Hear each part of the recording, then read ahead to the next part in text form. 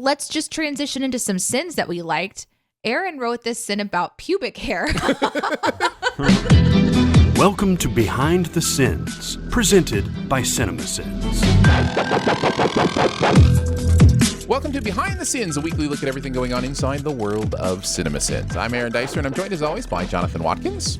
Hello, hello. And Danae Hughes. Caffeinated. So caffeinated. We write for CinemaSins and TV Sins and do various other things inside the CinemaSins universe as well. So caffeinated. Coffee, I'm assuming. Yes, I haven't had coffee in like a couple days, and I'm feeling it. I had a lot. My blood is pumping. Yeah, and I was like, why am I so like, and then this is it. This is why. I love I'm it. having I feel like I'm kind of getting sweaty though. Like I'm just it's, like my veins are just open. The world is opening up for me because Here's the question though. Do you know about how long your caffeine high is? Because the just crash a couple more comes. minutes. And then there's the Crash is rest of the show. coming. You're just going to be like, Just We'll get halfway through this week's videos and Danae will just disappear from the show. Well, we better get right into it then to keep Danae on this high. Yay, go drugs. Let's get into the SinSide Scoop. What's he building in there?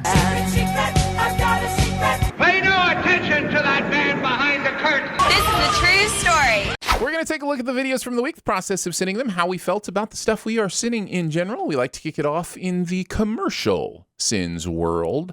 Boy, oh boy, do we have a commercial today. This is the Folgers Brother and Sister Home for Christmas commercial. Barrett wrote on this one.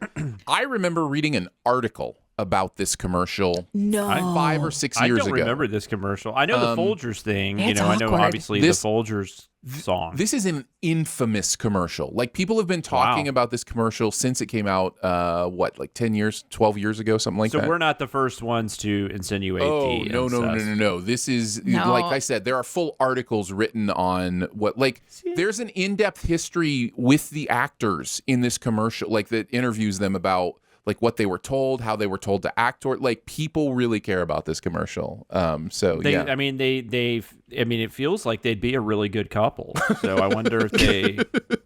That's right. this is actually the moment when the actors hooked up off camera because the sexual tension was so Can you intense. imagine your kids when did you guys meet? Well, we were playing brother and sister. On a Folgers commercial. It's amazing. And because That we was have on Dexter. Do you guys remember on Dexter, in real life, Michael C. Hall and right. Jennifer Carpenter dated for a little bit. And I remember at the time, because I was watching the show, even though obviously there's nothing wrong with that, they're not really brother and sister. But if you watch that show, you're having a hard time, wrapping your head around that every week. They're having sex. I don't remember having that exact reaction to Dexter. I was more that's a lot of blood when I watched that this show is dark. Yeah, no, that bothered me less than the fact that Michael C. Hall and Jennifer Carpenter were an item. So who wants to go first? Who's itching to talk about the Folgers brother and sister commercial? I'm just I had no idea this was a thing though. I don't remember this at all. Yeah, that's crazy. I don't remember the commercial. I thought that was just did Barrett write this? I just thought Barrett just got that out of it and just started sending it. No, I it is didn't know. infamous for this. Yeah. If you watch the actual commercial, part of me is no, they just have this really deep care for each other, this brother sister care for each other, but I could not wrap my mind around the idea that somebody would be gone long enough that they wouldn't recognize their own sibling, and that sibling would care about that person that they hadn't seen in so long that they'd be you're my present. Was he not wrong? Joking though? Was he not joking? I don't think so. I think it comes off like a really genuine moment in the commercial to me. No, you're right. And maybe I'm wrong, and I just don't know a family that exists like this. Look, I don't know. I am tight with my sisters, and I can never imagine one of them putting a bow on me and saying you're my present. That's the part that really gets me, because even then I'd be oh, this is weird. Yeah, sibling relationships, as much as we love our siblings, they're much more combative, right? They're much more like, I'm going to elbow you or push you a little bit. I didn't have that with my brother, but it would have been more. I'm going to make fun of you. Yeah, it would have been more like, I'm just really glad you're here, man. I missed you a whole lot. It would sure, be like, of course. Yeah. You're my gift this year. It wouldn't be that. It wouldn't be like this moment where she's just like, poorly written. Oh my God, you made it way creepier too. That would be the worst. It's pretty much that creepy. It's pretty much that creepy. It feels that creepy. And so I was really excited to see what Barrett did with this one. A couple of the sins I really liked was the pointing out that the coffee was already brewed before the brother got there. Yeah. So why didn't these things wake up the mother? And I really enjoyed that because I didn't think about that the first time I watched it. And then I'm just gonna point out the easy one, the moment between the siblings when she's being sweet and saying that her, the gift is her, and then the narrator's like, you, which is a textbook CinemaSins sin. It's something that you've seen. I think, have we done that on TV Sins? Oh yeah, I think so. I think Aaron's done it a couple of times, but I don't we remember don't do doing it that often. But it's maybe possible I have. It just there's sins that transcend every single channel, right? And so you've got the IU from CinemaSins. Now here it is over on Commercial Sins. So it's really glad. And I love the notes in the script that said, yes, we're adding 500 sins here for potential incest, as a note to the editors that yes, we are intentionally adding 500 sins here. Because sometimes we think about typos. You have a sin where we're adding a great big number, and we just want to make sure that it's like, we're actually doing that here. And I thought that was funny. Jonathan, what about you? So I don't think anyone's mentioned if your sister looks this different, try next door, where you can flirt with someone who is not your blood relative. I mean, I guess Danae mentioned that they meet at the door or whatever and not recognize each other, but that one was the one that had me really laughing. And then also, I love the thing about coffee being a stimulant. So why would you give somebody this like after they've been, flying all night or whatever? And it's why not let them take a nap and or a shower before you put a giant pot of wake up on. I just like the term giant pot of wake up. Yeah. This commercial, if you want some more info on it, there's been an article in Vanity Fair about it that you can look up. And the article that is really goes into it is from GQ. GQ did an article called The Folgers Incest Ad, The Oral History of Coming Home. And they interview the people in the commercial and all that kind of stuff. So, and if you don't know what a magazine is, it is a... I didn't say magazine. I just said GQ. So it's when you said online. GQ, I just thought magazine. Yeah. So what did the actor say about... Well... you have to go read the GQ article to find out. But stay tuned for keeping tabs. It is interesting stuff. If you want to go check that out. As far as sins from the commercial, we haven't mentioned my favorite, which is just talking about all the coffee that is in Africa and and just being so incensed that you would call Folgers like the best coffee when you've been in Africa, like there was no good coffee there. That really spoke to me. I thought that was amazing, and I'm not even a coffee drinker, so yeah. All right, let's move on to TV sins for the week. A couple brand new pilots this week from TV sins. We don't just do Rick and Morty and Marvel. We do other things. We do other things. Lucifer, season 1, episode 1, the pilot. Jonathan and Ian writing on this script. This was the first script I wrote with him. Oh, nice. We wrote 2 this week. Yeah. And we had... I have not had, I will say, especially View to a Kill, but Lucifer as well. I can't remember the last time I've had so much crossover with another writer. Like, I'm almost positive Ian thinks I saw his sins and then I just wrote some similar. So that's what I do. When I'm with it Ian. Would look like I wrote more. Well, that's what I do when I'm with Ian. I'm just like, I'm going to copy his as mine.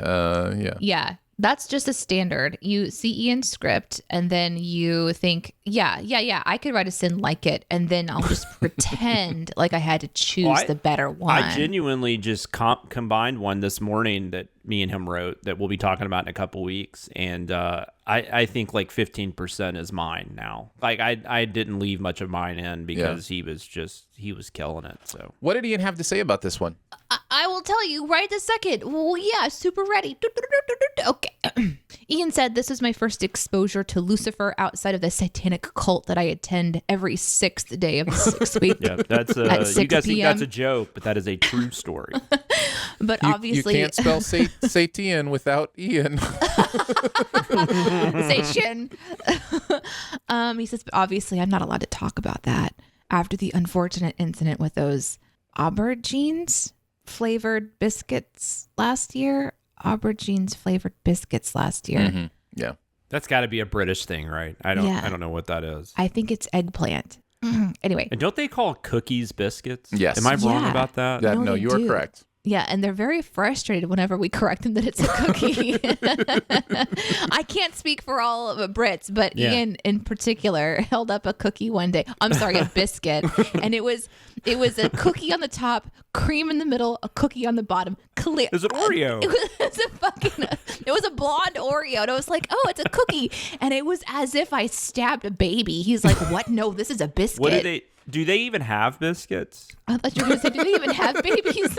No, do they have like what we call a biscuit? Because I don't know that they do. Like call biscuits and gravy. Like yeah. What do they call that? That would be some sort of. Well, and that used to be almost 100% Southern, because you'd go out west. I remember my brother-in-law lived in Washington for a while, and it was hard to find biscuits. Like they had English muffins, so maybe they don't. Okay. Well, he continues. Sorry. Wait, what were we talking about? Lucifer. Okay, I have to admit, it was Talk about Folgers. It was quite hard to concentrate on sitting this episode because of all the distractingly beautiful people in it. Tom Ellis, Lauren German, Rachel Harris, also attractive. They made me feel like my own genes must have been put through a blender specifically to make an ugly smoothie. There you go. Was he saying like all of the people were so attractive? I think he's saying that. Yes. Yeah. Okay. Well, because when he said it that way, it was almost like he was like, and Rachel Harris. I mean, she's also attractive. No, I read that strangely. He goes on to say, superficial comments aside, I really enjoyed this episode and will probably continue to watch the show, although I'm worried it will go the way of most anti-hero media and struggle to actually make Lucifer the bad guy. Somehow, I think we will find a way to keep rooting for him, even though he is literally Satan incarnate. That is the end of my thoughts. So whatever Danae says next are her own words. You bastard. Hail Satan, hail Satan, hail Satan, hail Satan. No, he made me read that. He says the slow zoom on Lucifer's eyes as he hypnotized the narrator was very nicely done and beautifully delivered by Aaron, of course. As soon as I saw the bar chart, I paused the episode, grabbed a cup of tea, and buckled in because I knew that it would be wrong. I'm quickly learning that any kind of graphic on the screen is an absolute gift, as they are invariably all sorts of fucked up. Yeah, he's right about that. There are certain times in any show that we sin where you instantly stop and you're like, I'm digging in here. There is something here. Fine print, like for Loki reading like the causes pregnancy, that kind of a thing. Like there's so much that you can do if you just stop and pause and kind of zoom in. I've even had moments where you can't zoom. So I'll take a picture of what I'm watching with my phone and zoom in on my phone to see if I can catch any more details. So he's not wrong about that. But anyways, those are Ian's thoughts on Lucifer. Yeah. Jonathan, you're up next. I had never seen it either, and I had a really fun time with it. I mean, it's not like it's a lot of stuff that's been done before, but I think Tom Ellis and Lauren German are just really fun to watch, especially together. Like, it would be really weird to see them play brother-sister because they have a lot of chemistry. Mm-hmm. And that joke just fell flat, but that's fine. They should star in a Folgers ad. They should start a Folgers ad or on Dexter. Tom Ellis and Lauren German are really good, so they were really fun. And I've actually watched like 6 episodes of this since I watched the pilot. Oh, nice. And not for sending purposes, just because I enjoyed it. And I don't know that I'm gonna I'm not binging it by any means, but you know, I'll just be like, oh, it'd be a good time to pop in an episode of Lucifer. It's a lot of fun. It's definitely kind of follows that similar like mystery of the week kind of thing, but there is some stuff going on in the background. You see some of that in this episode. I cannot remember the actor's name, but the other angel comes and is telling him that, you know, God wants Lucifer to go back to hell, because the whole premise is that Lucifer has left hell and he's just hanging out on Earth and doing whatever he wants to do. And I do agree with Ian. I mean, it is kind of weird because he is Lucifer, right? But I mean, I don't know. It kind of, I find it interesting though, even though I'm not saying this is like super following like, belief systems and stuff, but the idea that Lucifer, there's the idea that Lucifer didn't necessarily want to be the ruler of hell, right? Like, if you go into it, right, he was cast down, and it is what it is. So I don't know. They kind of dabble with that a little bit, and that's kind of fun. Also, this is technically a DC show, which I had forgotten about. In fact, I read that Lucifer was on one of the, was it the last one they did, the Crisis on Infinite Earths or whatever? Oh, was he? See, I wouldn't have known because I don't watch the show, but I did watch. No, but you watched that one, right? Correct, but I wouldn't have known. Yeah. I wouldn't have gotten the inside reference. Yeah. So he was on one of those episodes, one of the shows. I don't remember which one he popped up on, but I read that and I was like, oh yeah, I forgot that this was technically based on. Because this was kind of before everything was on CW. Because if you remember, like Supergirl was like on ABC or something when it first started. So I thought that was interesting, but I really enjoy the show. And then also Rachel Harris, who we took a sin off because I think that was me. I think Rachel Harris is just awesome, and we do not deserve her. As far as the sins, this was a lot of fun to write with Ian on. He had the one about where the narrator gets taken in by Lucifer's eyes. And then I like the way Aaron read it with, sometimes I think about not returning my shopping cart once I'm done with it. Like that was the sin that the narrator committed. I thought that was very funny. There's a scene where the bartender character, who's another like hellion that's come up to Earth with Lucifer, she is apparently being serviced under the bar by a gentleman. And the sin is, I have it on good authority that if she can still hold a conversation while he's doing that, he's probably not doing it right. I thought that was hilarious. Because I had written something. I don't remember what I had written. It was a little more like... Was that really happening? I think it was supposed to be, I think in the show. My God. Okay. And then I forgot to write down what was actually said in the show, but I loved the sin. That's humanist. Wait, no, that's something else entirely. I just thought that was really funny. And then I just the wording of I guess the mystery in this episode was this pop singer had been killed, and they showed a clip of her singing a song, and the lyrics were "hit me point blank," and the sin was post-mortem foreshadowing because she had been shot. I had that one too. So those were some of my favoriits. Yeah, I think it was post-mortem pre-shadowing. Yeah, that's what it was. Yeah, sorry. Yeah, I like that. A little turn of phrase. What about you, Danae? I've not seen this show. I have no interest in this show. The end. Any sins you wanted to talk about? Totally fair. Yeah, there's a couple that weren't mentioned. No, I do though, like, well, I used to like the crime solving ones. But there's something about CW that just makes me want to vomit. This is Fox. It seems like CW. You couldn't have a more CW show if you tried, even though it's on Fox. I disagree. I think this feels very Fox because to me, the show this reminded me of was Bones. Okay, so I've never seen the show, but I'm like Danae. Watching the video, I thought, oh, this is on the CW, right? Because it has that supernatural vibe thing going on. Well, it's on Netflix now, technically. The last two seasons have been on Netflix, but it was on Fox for like three or four seasons. And Bones, to me, is more like, obviously has a chance at least existing in the real world. And I liked Bones because of the female character being so strong and unquestionably brilliant, which is just refreshing to see in a female lead, Well, it's and just, so the reason I say Bones is because Lucifer is very much like a straight procedural in a lot so and just the chemistry reminded me of Bones. But when you add in the supernatural CW-esque sort of Lucifer drama kind of thing, it sort of takes me out. I don't mind, like the fantastical storylines. I don't mind. In fact, I love fantasy stories in general. So I'm definitely not opposed to it. And it's not that I'm opposed because it's Satan.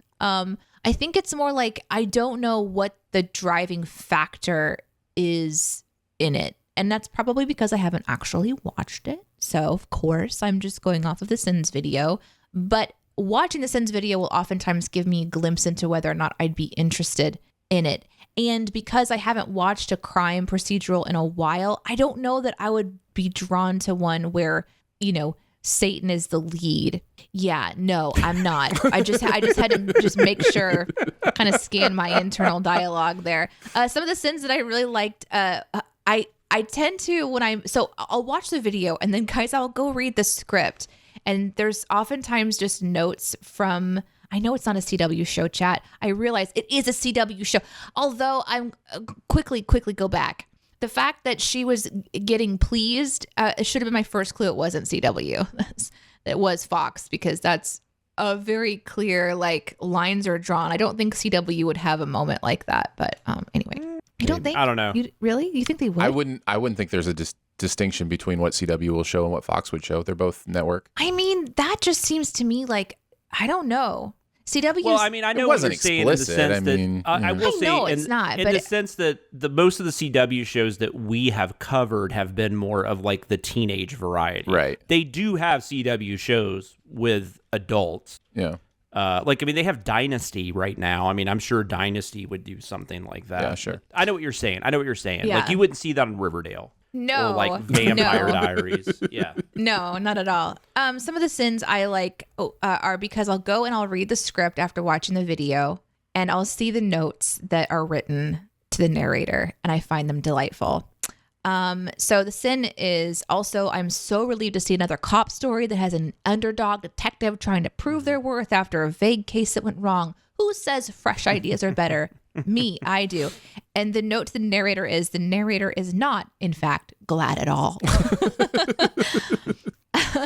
Another one that had some notes, the leading up to this was, so Lucifer is holding, what was the rapper's name? Tuvile, yeah.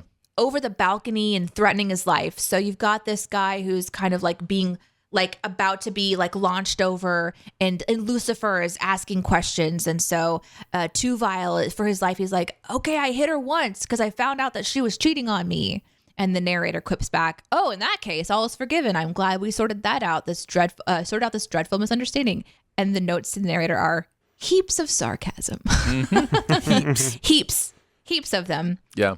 Another one that I wrote down was, I think Lucifer says in the show, I never understood the human desire to procreate, and the sin is, oh, I don't know. Shall we start with avoiding extinction? And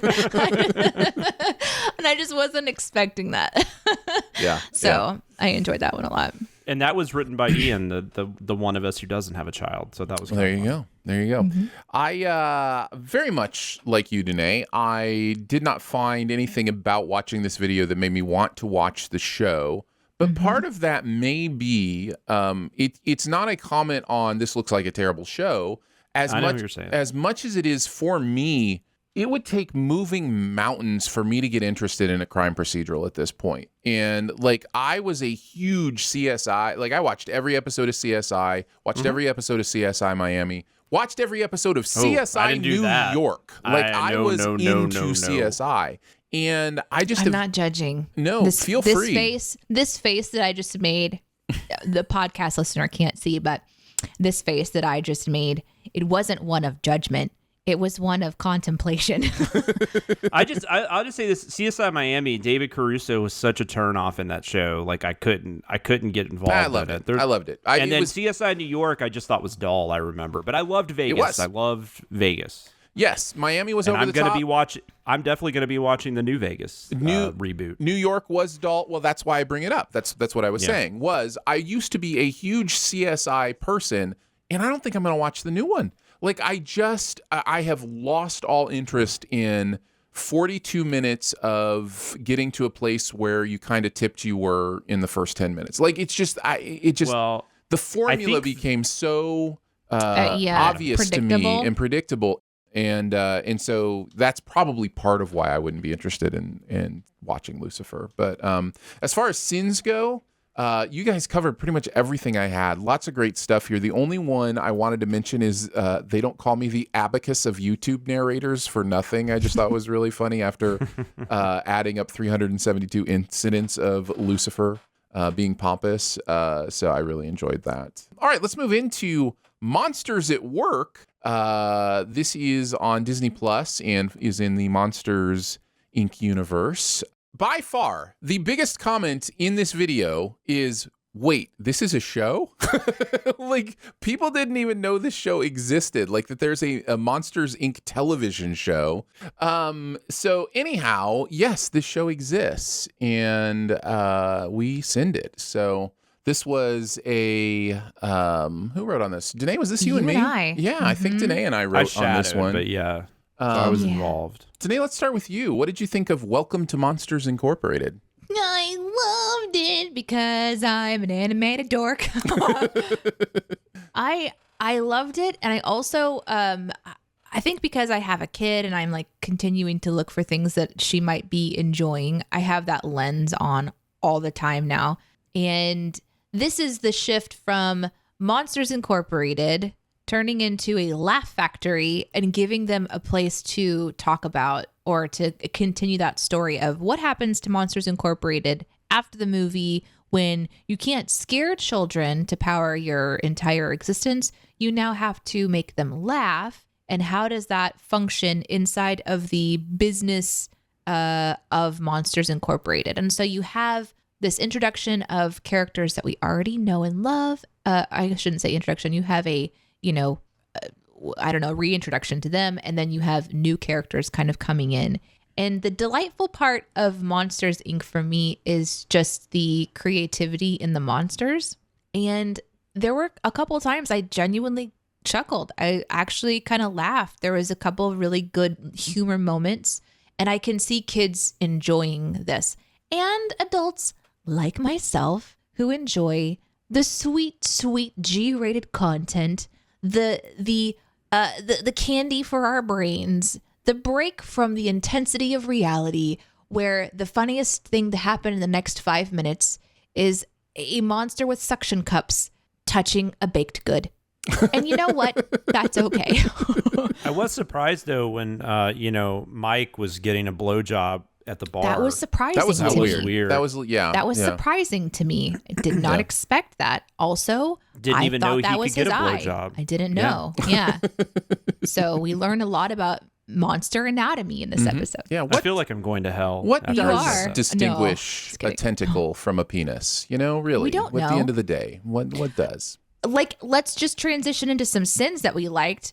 Aaron wrote this sin about pubic hair. Well, that was part of the sin. It wasn't the entirety of the sin. I love that sin so much. Just like Chinatown is all about incest. Aaron's sin was all about pubic hair. I mean, holy shit. When I read that one, I was like, fuck.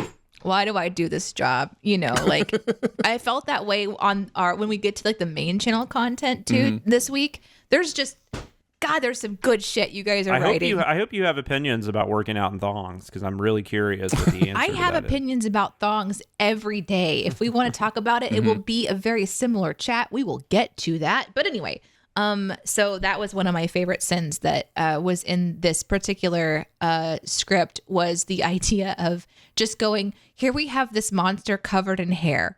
And my question is, and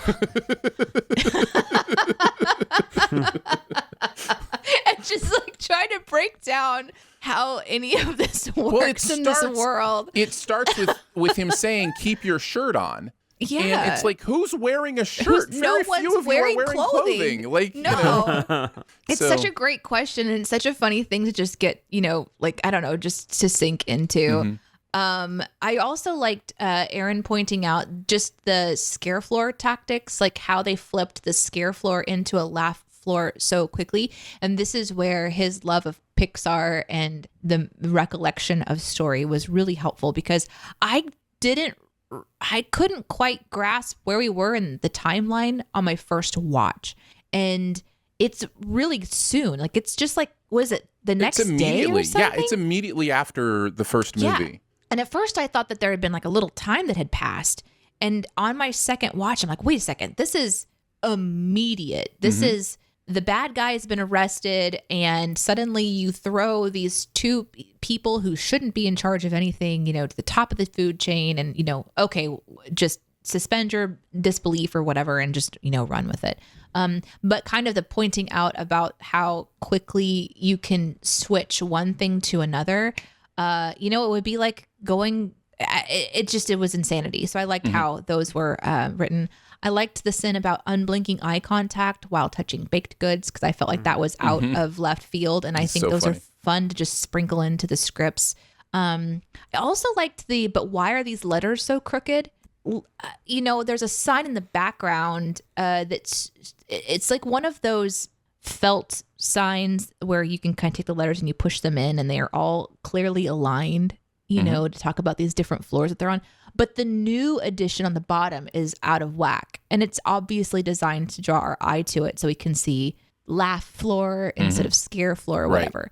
But there's no reason for them to be crooked. And I could not decide if I wanted to sin it or not, and how to sin it and how in depth, which is the struggle of writing for CinemaSins in general. How much effort do you throw into something as simple, or do you just say, but why are these letters so crooked? Yeah. And sometimes you'll spend a lot of time writing something and then you just keep whittling it down into its most, potent part. And that's what you come up with. Yeah.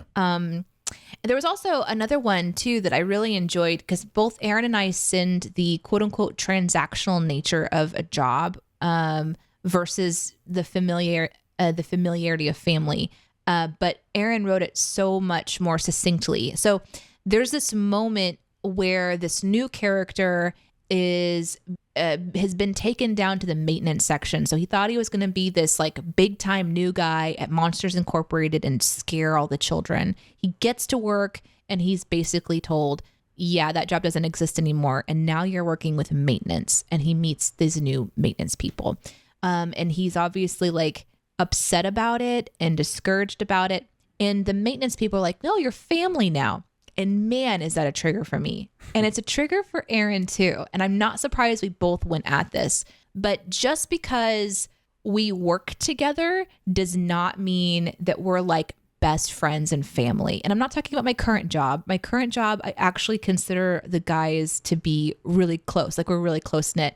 But in previous jobs, it has been a trigger for me because there's this expectation that just because we work together, that we're going to be like super, super close. And I don't know that I like that anymore. I like having a buffer. I like having a transactional nature of a job. I want to be able to turn to somebody and say, I need you to do your job, and not have it turn into a family discussion about, the depths of emotion. So I'm just more of a blunt person when it comes to my work. I just want to say it and not have to worry about whether or not I'm hurting someone's feelings, because if it's in your job description, I should be able to say, I need you to show up to this event at such and such time. And that person say, yep, no problem. Instead of, well, actually, you're supposed to ask me if I could do it as a favor. Like, no. This isn't how it works. And so, I just like how Aaron wrote the lead-in is, thanks, but I'm not really family. And the response from the person in maintenance is, I could be a father figure to you. And Aaron perfectly wrote, mistaking the transactional nature of a job with the familiarity of a family bond. You can have positive working relationships with your coworkers without pretending like they share genetic code. I promise. And that one was my most favorite because it felt like therapy to me. So thank you, Aaron. I do want to just, since we're talking about it now, and I had that written down as well, I get it. I get why people feel that way. I get why people say it, but it's also been used for oppressive reasons. There are reasons bosses like to talk about their workers being family, because then they can get, favors from, you're like my kids. I'm like your dad. Like, instead of just being like, no, I pay you to do this thing. Let's talk about the thing you're doing. It becomes, so much more interconnected, because with your family, there is that kind of blood is thicker than water vibe. Like, hey, you're my sibling, you're my father, whatever. Like, let's have this conversation. Whereas a job doesn't have to be that way. So for me, it's part of how that has been used against employees in the past to be like, look, we're family. Like, you got to do this thing. And it's like, it's also like, you're supposed to jump in and do, I will jump in and do quote unquote, whatever it takes for my family. But for my job, I have certain things like I'll just, they're different boundaries. Walk. Yeah.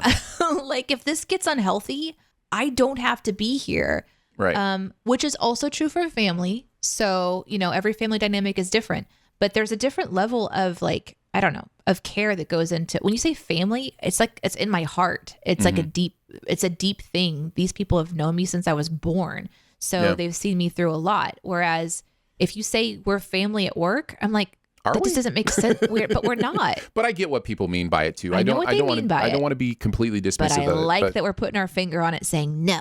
But this needs to be redefined. That's also why I wanted to emphasize the positive working relationships, because you mentioned like our current job and how much we love each other, like because we have positive working relationships, like well, and we're really tight. We're a tight knit group of people. Like right, exactly. That can still happen without having to call it something different. Yeah. Anyhow. Yeah. I appreciate that. That's all I have to say about. That's it. Yep. I kind of enjoyed this. I thought this was really fun. I have not gone back to it. I haven't watched any more episodes. So, I guess that says something about I didn't enjoy it that much, but I did have a good time with it. And you touched on a lot of the sins that I would mention. I wanted to mention the spoilers sin, which to me of the episode was the biggest thing where it was like, seriously, this is an unsolved mystery. Why does he have that letter? Like, why is he the one giving him that letter that is addressed to him? Like, it's just that was a really weird one for me. That was a big mystery on that one. And then the one where trying to call into question as to why there were so many of the newspaper about their downfall. Like every single employee the next day had that newspaper, and it's like, did somebody just troll them? Like bring it in to rub salt in their wounds? And then the narrator says, can you imagine being the kind of person that would purposely draw attention to the failures of the things that they love? Shudder to consider it. So I wanted to mention that one as well. And then I had to mention, clearly this child has a very odd sense of humor given this horrific drawing of a bi-headed horse monster pooping a butterfly. Great observation from Danae and lots of fun with that. What about you, Jonathan? What did you think of this show? It was pretty good. I, too, have not watched anything after this. Monsters, Inc. my favorite Pixar movie. And, cool.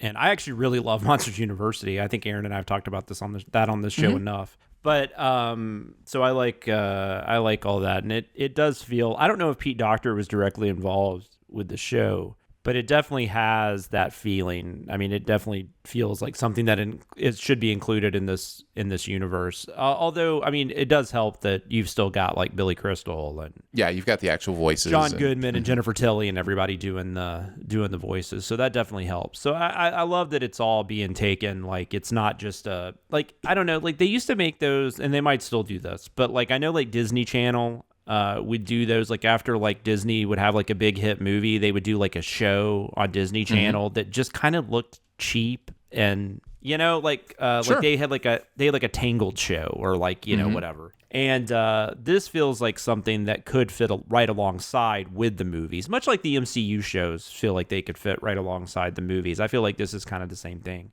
I don't know that I'll really ever go back to it. I might, but like my daughter's not really interested in it, and I just don't know that it's something, unless we send more. I don't know that it's something I would just throw on. But I did enjoy myself. Danae mentioned the baked goods. That was my favorite one. By the way. Yeah. I also enjoyed us just trolling ourselves. Can you imagine being the kind of person that would purposely draw attention to the failures of the things they love? Mm-hmm. That was great. And then open containers on top of important equipment. I always enjoy whatever the variations on that sin. We seem to always send, I don't know if that's an Aaron or Danae thing, but that always gets sent when there's like a cup of coffee or something, like by a mic. Drives me crazy. Man. I think I wrote something in there about like, Aaron, I don't even think I instructed Aaron that it needed to be done with rage, because Aaron himself experiences the rage. If there's an open container of any liquid near expensive equipment, it's like I can hear him in my mind. Yeah, even crazy. Today, I'm like, ooh, I gotta be careful, man. He's not weird. even here, and Who I'm like, does oh, that? Who does that? Do I have any open containers anywhere? Oh shit. Okay, no, okay. I mean, who does that shit? It's so. Oh, God. Yeah. Jonathan is showing his open Diet Dr. Pepper can at this moment. No, I'm not. And, I mean, sorry. I do have this, but it's over there, and so I just want to clarify that my equipment's over here. You both are in my doghouse right now. You both are driving me crazy. Cap that stuff. Cap it. All right, let's move into music video sins. Everything wrong with Drake featuring Future and Young Thug. Way too sexy. Barrett and Danae wrote on this one together. So there you go. Danae, what are some of your thoughts on this one? Oh my God, what the fuck did I just watch? That's my thought on this one. Yeah. I've never watched a music video and been more confused. Ever? It was so strange. I don't know. I think by the middle of it, I thought, oh, I get it. Okay, we're like flipping the channels. That's what this is. This is a flipping the channels kind of a thing. Right, kind of idea. Yeah. Right, because he goes from he has these different outfit changes. You know, he's a pirate and he is like a Rambo and he's Michael Jackson. And then he's in this commercial for a cologne or perfume, TBD. I don't know. He's this, he's that. But then it shifts over into this calendar entry. And it wasn't even, and then I thought, did I miss a calendar theme here? And I went back through the entire thing and watched it again. The end has, this other guest appearance going through like just the fall part of the calendar, the fall and winter. It's a completely new theme. Then you've got like this callback to Let's Don't Wait Till the Water Runs Dry from Boys to Men video from the 90s at one moment. I mean, it was a lot. Oh, and there's like a beach scene, and there's like, and there's a workout videos happening. None of it makes sense. Yeah. And then you think, oh, I know what's going to happen next. What's going to happen next is that the lyrics make sense. Nope. They don't. No. It is just nothing but bullshittery and money being thrown at us and people being like, let's do whatever we can think of doing. Yeah. All at the same time because no one's going to tell us no because we have the resources to do it. And they did it. And it was insane. And I thought, man, if there was ever a music video sins to write on, this is the one. Yeah. Because it was really easy to just have fun with writing on this one.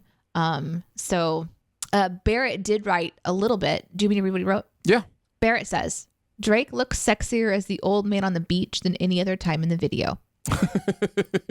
Thanks, Barrett. Oh my God. So some of the sins that I really enjoyed was Barrett pointing out that while he was lifting weights, that it looked impressive, but he's Canadian, so the 45 on it referenced milligrams. I had thought that was really, really funny. Also, of course, we got to sin, or I would rather Barrett sin the thongs. And this rage about thongs, not understanding how anyone could work out in them, specifically saying, I know when I work out, I don't want anything anywhere near my butthole, but maybe it's just me. I just feel like there are moments when we should be doing Twitter polls, and that's one of them. I mean, right? I personally love working out in a thong myself. Do you? But Talk about that. Talk about that, Jonathan. Take the stage. I Talk just about love your to love of it. have my, balls wrapped up in thin material while I'm trying to, I can't finish that. I have no idea where I'm going with that. No, I cannot. I don't see how that would be comfortable, but I mean, many women do it. So, whatever. I'm just assuming that they just take some sort of numbing paste and just smear it on the undercarriage and then just go work out. Or they just they do like Jennifer Lopez. They remove their butthole. They have no buttholes. Yeah. Yeah. Or sensitive bits of any kind, really. I don't know. I think it's got to just be for fashion. This is just a fashion statement, right? Sure. If that's all it is. And, after you've worn something enough, it just becomes second nature. And you're just, no longer realize that you have a thin strip of fabric just chafing you in your sensitive bits. I haven't been to a gym since pre-pandemic. And I mean, let's be honest, I didn't go to a gym that much pre-pandemic. No, but I did go to gyms occasionally, and I don't see like those types of outfits really anymore. It's all at yoga least pants. around where I It's live. all yoga pants No, on the women and shorts on I the don't guys. see this. Yeah, that's a very we all 80s. frequent the gym so much. No, I mean, yoga pants is that's everywhere, right? Yeah. I mean, that's Yeah, they're so and comfortable. those look so comfortable. They're really comfortable. Yeah. Yeah. Yes, I have multiple pairs of them. My wife But rocks them. It, and it they're just beautiful. it shouldn't be a surprise to us I think culture is going in the correct way, but that women's fashion is uncomfortable. I mean, are bras comfortable? Were corsets comfortable? No, it's it's a fashion thing. It's like I have to do this because my body is supposed to look this particular way. I have to do this because it emphasizes my butt cheeks. Like, whatever it is, it's sacrificing comfort for some sort of body image, and I don't mean to make it a negative thing in every case, because some women want to portray a version of sexy that they think is sexy, and that's perfectly fine too. But in that case, they're trading comfort for their own version of this is how I look sexy, or beautiful, or whatever it might be. That's a big sweeping statement. I think some women that's why I love unswept fashion. Yeah, unsweep that shit. I did. I think Aaron just offended everyone. Yeah, you just did that. I heard that. I think for some people, wearing something makes them feel confident. And so when you're going to go work out, you're like, this is what I'm wearing. And this is the trend right now. But being reminded of it in the video was delightful. And it was fun to send that. Yeah.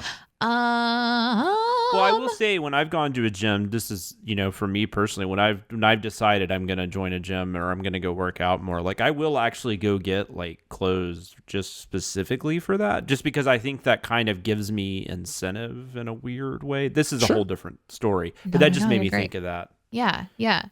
So if you feel like the gym is synonymous with a thong, then you'll get a thong. There's nothing wrong with that. It's just it hurts us all. That's all. Shorts. Right. No. Gym You love shorts. thongs. You said it. I also well, I'm not saying I don't love thongs. Thongs are, they're nice. There are sometimes in the Sins videos where I feel like Barrett does these zingers where it's like a really good insult. And one of them in this one for me was the lyric, "Okay, all right, it's fine." And Barrett says, "It's immediately clear that Drake thought only about the music video for this track and forgot to put any actual thought into the lyrical content." It doesn't have to be said in some sort of elaborate way. I was just not expecting that. I was like, oh, and having watched the video and heard all the lyrics, I completely agree. It was a great one. I like how he delivered the, "I pushed Tommy because he bit me. Did you know frogs don't drink water because they absorb it? Oh, and I've also decided I'm vegan." Really loved how he delivered that one.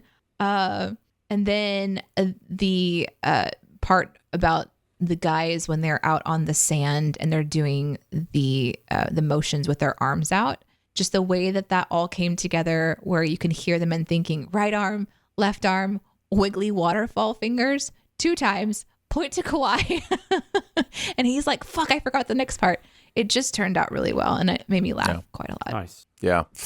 I will just say this music video is nonsense and bonkers. And I think when you do something like this, you're hoping it's just fun, right? You're just like, guys, let's just forget about anything meaningful. Let's just have fun. And I think that is what Drake's trying to do here. I can't necessarily define my experience watching the actual music video as fun, as more as befuddled and confused. But and then you mentioned all the sins that I had written down. I really love that. And also I'm a vegan one. Just slayed me. I had to pause the video. I was laughing so hard after that one. That was really good. What about you, Jonathan? Drake's got a lot of personality. I think he's kind of an interesting guy. He was an actor before he did all this, and he was on, I think, Degrassi, I think is the big show that he did. He also actually did a really good job hosting SNL 7 or 8 years ago, whenever that was. So I know he's like a funny guy. I know he's got, he has chops, but I do not understand Drake the musician. I've never understood it. I've never really listened to him outside of when we've sent him. But I can't, it's almost like I feel like his songs are supposed to be like, like more, not serious, but like he's not like Weird Al, like he's not trying to do comedy, but then at the same time, all of his videos seem to kind of lean more towards that. And I don't know that works, I guess. Does that make sense? Yeah. I don't know.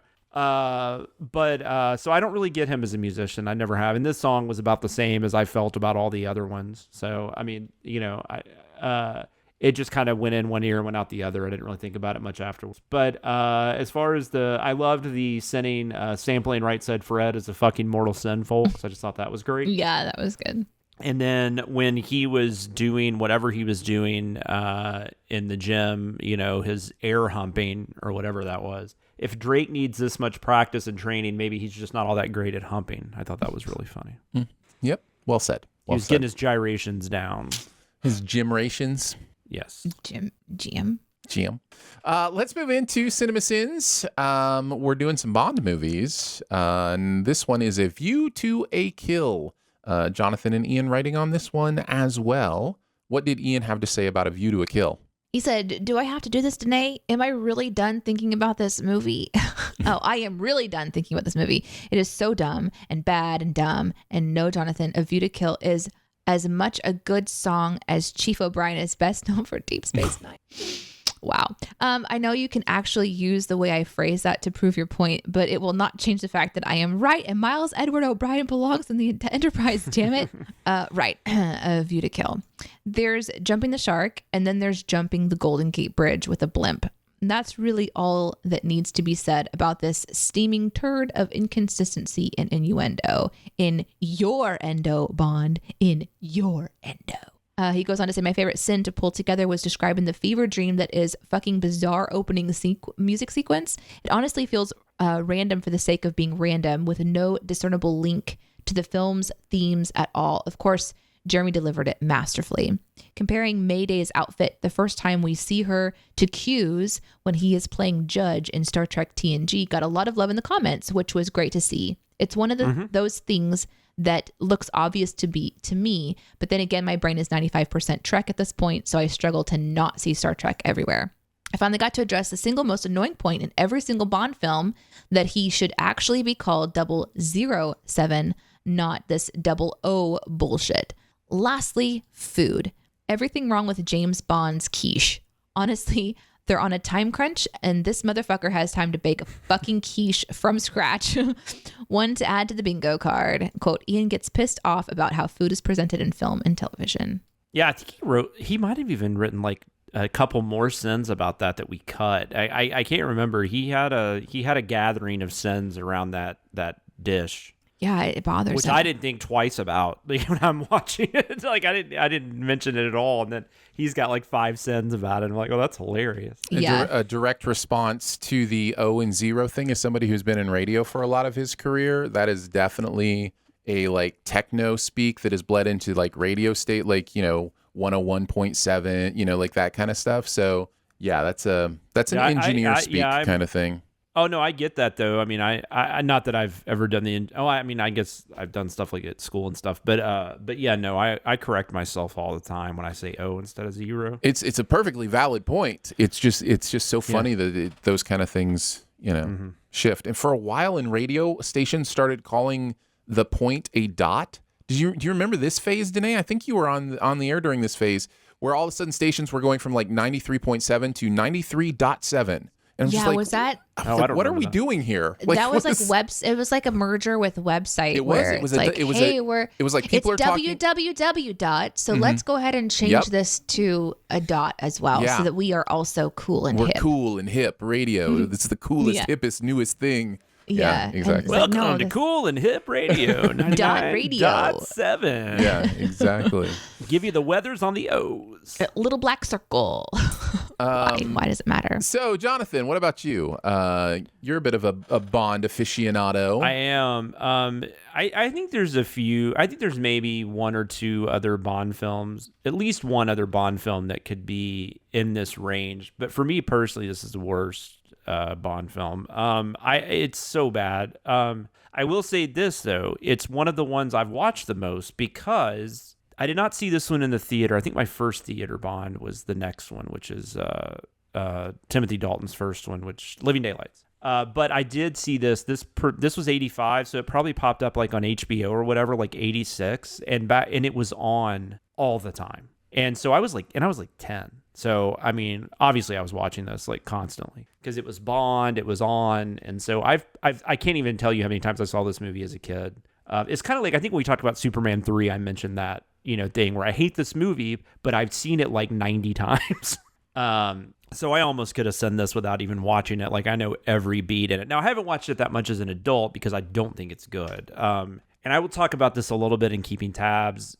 just about some of the stuff about the movie, but you know, it's just Roger Moore is like, I don't even know it's so much that he's too old for this role, because I don't think Daniel Craig's like in his 50s, I think, and we really have no problem buying him in the role. But I think it's just the way the movie is centered around him, like the stuff that they're having him do in this movie, like it just doesn't work. And like, I don't know, the movie needed to be, I don't want to be like ageist or anything. I'm not trying to be that way. And even Roger Moore himself says it's ridiculous that he was doing these things, that the movie was centered around this stuff. But like, this is like the horniest Bond movie probably. Like, he's having so much sex in this movie. Like, there's one scene where we made the comment that this is the Bond where he geriatrically fucks his way through the film. That actually came from Barrett. I don't know if he's still in the chat, but like Barrett and Ian and I were having some really fun discussions about the movie on the Slack channel that, you know, we were doing the script and everything on. And Barrett made some random comment, like, he really fucks his way through this movie, doesn't he? And I thought that was brilliant. So I worded that, you know, I put that into a sin. But it's just, I don't know, it's just such a weird movie. And it's like also one of those things where I feel like it thinks it's giving you like everything that people want in a Bond movie, but at the same time doesn't really know what everybody wants in a Bond movie, if that makes sense. It's so bad. Like, it's just the only, this is maybe puns kind of intended. The only saving grace about this movie is Grace Jones. Grace Jones is a lot of fun and is kind of in that tradition of villain sidekicks that are more interesting than the villain, which happens a lot in Bond movies. She's great. I love her. And I swear to God, like, I know people have different opinions on what fit is, so I don't know what the correct term for is, but I have never seen a human like that tone or that fit, whatever you want to call that. Like, she is ridiculous. Like which character was it? She was the bad guy's like partner. She was the sidekick to the bad guy. Oh, she was, yeah. She's amazing, Mayday. Right? Yeah. I mean, just ridiculous. And we even had that scene where we, you know, keep referring to her ass. It ends with butt cheeks mulligan. That was a weird thing that popped in my head, and I was glad that Barrett and Ian let me keep it in.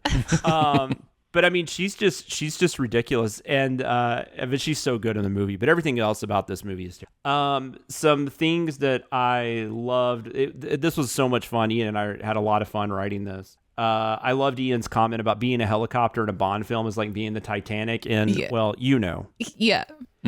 Okay. So the other thing so funny about this movie, the stunt doubles. I mean, they're not even trying. Like, there's like 10 shots of people that look nothing like Roger Moore. And we had several sins about this, but the best one, and this is why we kept it, was, I know this was Roger Moore's final outing as Bond, but is it not customary to wait until the end of the movie to recast the character? I thought that was great. And then the one where Christopher Walken is like, let me show you this, and he throws these microchips on this table, and then it opens up. What was that? What was that? I don't know. It was weird. Oh, he was showing him his plans to destroy Silicon Valley. But the fact that he threw the microchips on there, and that's what activated it. So then the sin was, as my Uncle Tommy used to always say, why press a button when a jar of microchips will do the job? And then the last thing I'll mention is there's a line in the movie where it's lots of seepage could flood any minute. And the sin is, this was the 7th most common excuse my college girlfriend used to avoid having sex with me. I read that because Ian wrote that. And I just remember going, oh my God, that's hilarious. And then I was like, oh. So it was an ooh. Exactly. Kind of it was a real life ooh. Something about seepage, just. It's great. It's a great term. Just the word seepage. Yep. Which probably happens when you work out in a thong. Possibly. You never know. If it did happen, you'd have a hard time covering it up. Certainly doesn't help hold it in at all. Yeah. Not a lot of absorption power in these minimal fabric that is a thong. It's true. I will say I am disappointed that I'm not quite to this movie because I haven't seen it yet. I am. Wait, hold on a second. Where is it in your list? You're close though, right? I'm going chronologically, and I'm in like 83 right now, maybe 84, and so it's coming right up. Have you watched Octopussy? Yes, So this is your next one. Yes, I just finished a movie that, actual title, Octopussy is the actual title of the movie. It's wonderful. It's great. So perfect. yes, and I am astonished at how bad these Roger Moore movies are getting. Like, what's interesting though, can I make a comment though? Because like once again, I just need to do a Bond podcast. But yes, Roger you Moore, do. Roger Moore like is my wife's favorite Bond. I get why Roger Moore is some people's favorite Bond though, because he is really like Connery was Connery is like really dark. Like when you start thinking about it, like Connery is really dark and even darker than Craig, because at least Craig seems to have sympathy. Like his Bond has sympathy. Right. Like Connery's Bond was just like, I'm doing this job, I'm going to have sex with these women, and then I'm moving on. Doesn't matter what happened. I don't care about anybody. I'm just doing right. Roger Moore was kind of more like what the Bond ripoffs kind of were more like, where Roger Moore's kind of like debonair. He's got like flair, and he's got like a sense of humor about him. As Ricardo Montalban would say, he's muy machado. And I think Roger Moore, the actor, I think definitely had a sense of humor about the entire experience. So like, I think there is something there, but you're right. Like outside, The Spy Who Loved Me actually is my favorite Bond movie. But I think that's the only one of his that really, really works. Like the other ones have moments, but it's crazy. Like he doesn't have like really more than one great one. I know I'm probably, people are going to disagree with me on that. I know people love Live and Let Die. Some people love For Your Eyes Only. But it's really just The Spy Who Loved Me for me. That's the only one of his that I'm just like, that's really good. Everything else I'm just kind of like, or it's awful, like View to a Kill. Yeah. Yeah, so I haven't gotten to this one, so I don't have any thoughts on it, but it does appear to be continuing Moore's decline is probably too judgmental of a word, but his he'd agree with you. His movement, let's just say, towards the ridiculous, and it's so funny because they become self-parodying, and then they go beyond self-parody into actual parody. I don't know the difference necessarily, but there's this line that gets crossed where it's just like, oh, you're trying to be make fun of yourself. They definitely don't care. Like they do not give a shit about what you think. They're just doing their thing, and it's insane. It's insane. Yeah. So excited that this one is next on my list. So I loved the sin that was like, that's an odd way of saying F you, I'll dress how I want. I like that one too. That one was great. Ian's really doing a good job of taking on the like. Don't tell him that. Quit it. Too late. It's public now. The I don't know, like the treatment of women in these movies. Like he's really getting some good stuff in there. So. Yes, the famous poem goes, roses are red, let me seduce you, my name is James Bond, you're a communist, aren't you? Great. The shout out to Luxo Jr., of course, I have to mention. Do you remember me asking you that question that day? That's exactly why I was Jonathan just messages question. me out of the blue one day. Hey, is the kid lamp in the Pixar thing called Luxo Jr.? And then, of course, I give like a paragraph dissertation on the difference between Luxo Sr. and Luxo Jr. You could have just said yes. I did actually. What did you say? No, I did No, he just gave me the... Yes. And then after I said yes, I gave a little more detail. He explained there was also an adult lamp, and that was Luxo Sr. So. Yes. Oh, I see. Yeah. I see. The title of the short that it comes from is Luxo Jr., and it's an adult lamp teaching his child lamp to play with a ball. So to lamp. Which is actually, ironically, nothing to do with lamps. Don't play with balls. No. I don't know what you call this kind of sin, though, because I will comment on that sin. It's because it's one of those things where it's just the situation. It's because I'm trying to think of what we were. We were setting the fact that he found like this plan that he needed, and it was just all this ridiculous stuff, and you're just complaining about that. But I felt like I didn't even know where to go with it, and so sometimes you just like I love doing that, and we do this in other. I mean, I'm not the only one that's done this. I don't know what you would call this kind of sin, but it's like you're just going off about how stupid this thing is, and you're like, oh my God, is that something? Yeah. I don't know what you would call that type of sin. Aaron will have to come up with a name. It's a distraction. Eureka moment or something. I don't know. No, that's a different one. But yeah, this would be the distraction sin, where narrator gets distracted by something else. And then the only other one I wanted to mention was man don't need map, man have fire. Made me laugh quite a bit. I like that one too. Danae, what about you? Oh my God, Bond. Mm-hmm. I have such little experience with Bond movies in general. So this is going to be a recurring theme in the podcast. I will not go into it every single episode, but here we are at the very beginning. Listen, I don't understand the appeal. I don't understand why, except for maybe spies are cool. Spies are cool. Yeah. I mean, gadgets and... I like spy stuff, man. I mean, like, is it... No, I'm not offended. You're not going to offend me. I mean, I get it. Oh, Jonathan, I'm not worried about offending you. No, it's more like, I guess... I never had anyone watching Bond, even around me. So I just spent the last few minutes trying to go through all of the Bond movies to figure out which was the first one I saw. I think it was Casino Royale. That's probably right. Yeah. And you're talking about like the Daniel Craig, like the more recent one. Like there is this random Casino Royale movie from the 60s. I'm talking about in the list of Bond movies on this website. Only one, so I don't know. And then I was like, well, am I sure? So then I started looking at screenshots from the movie, and if I'm right, this one has a torture scene where the poor man gets his balls whacked a few times. That's Casino Royale.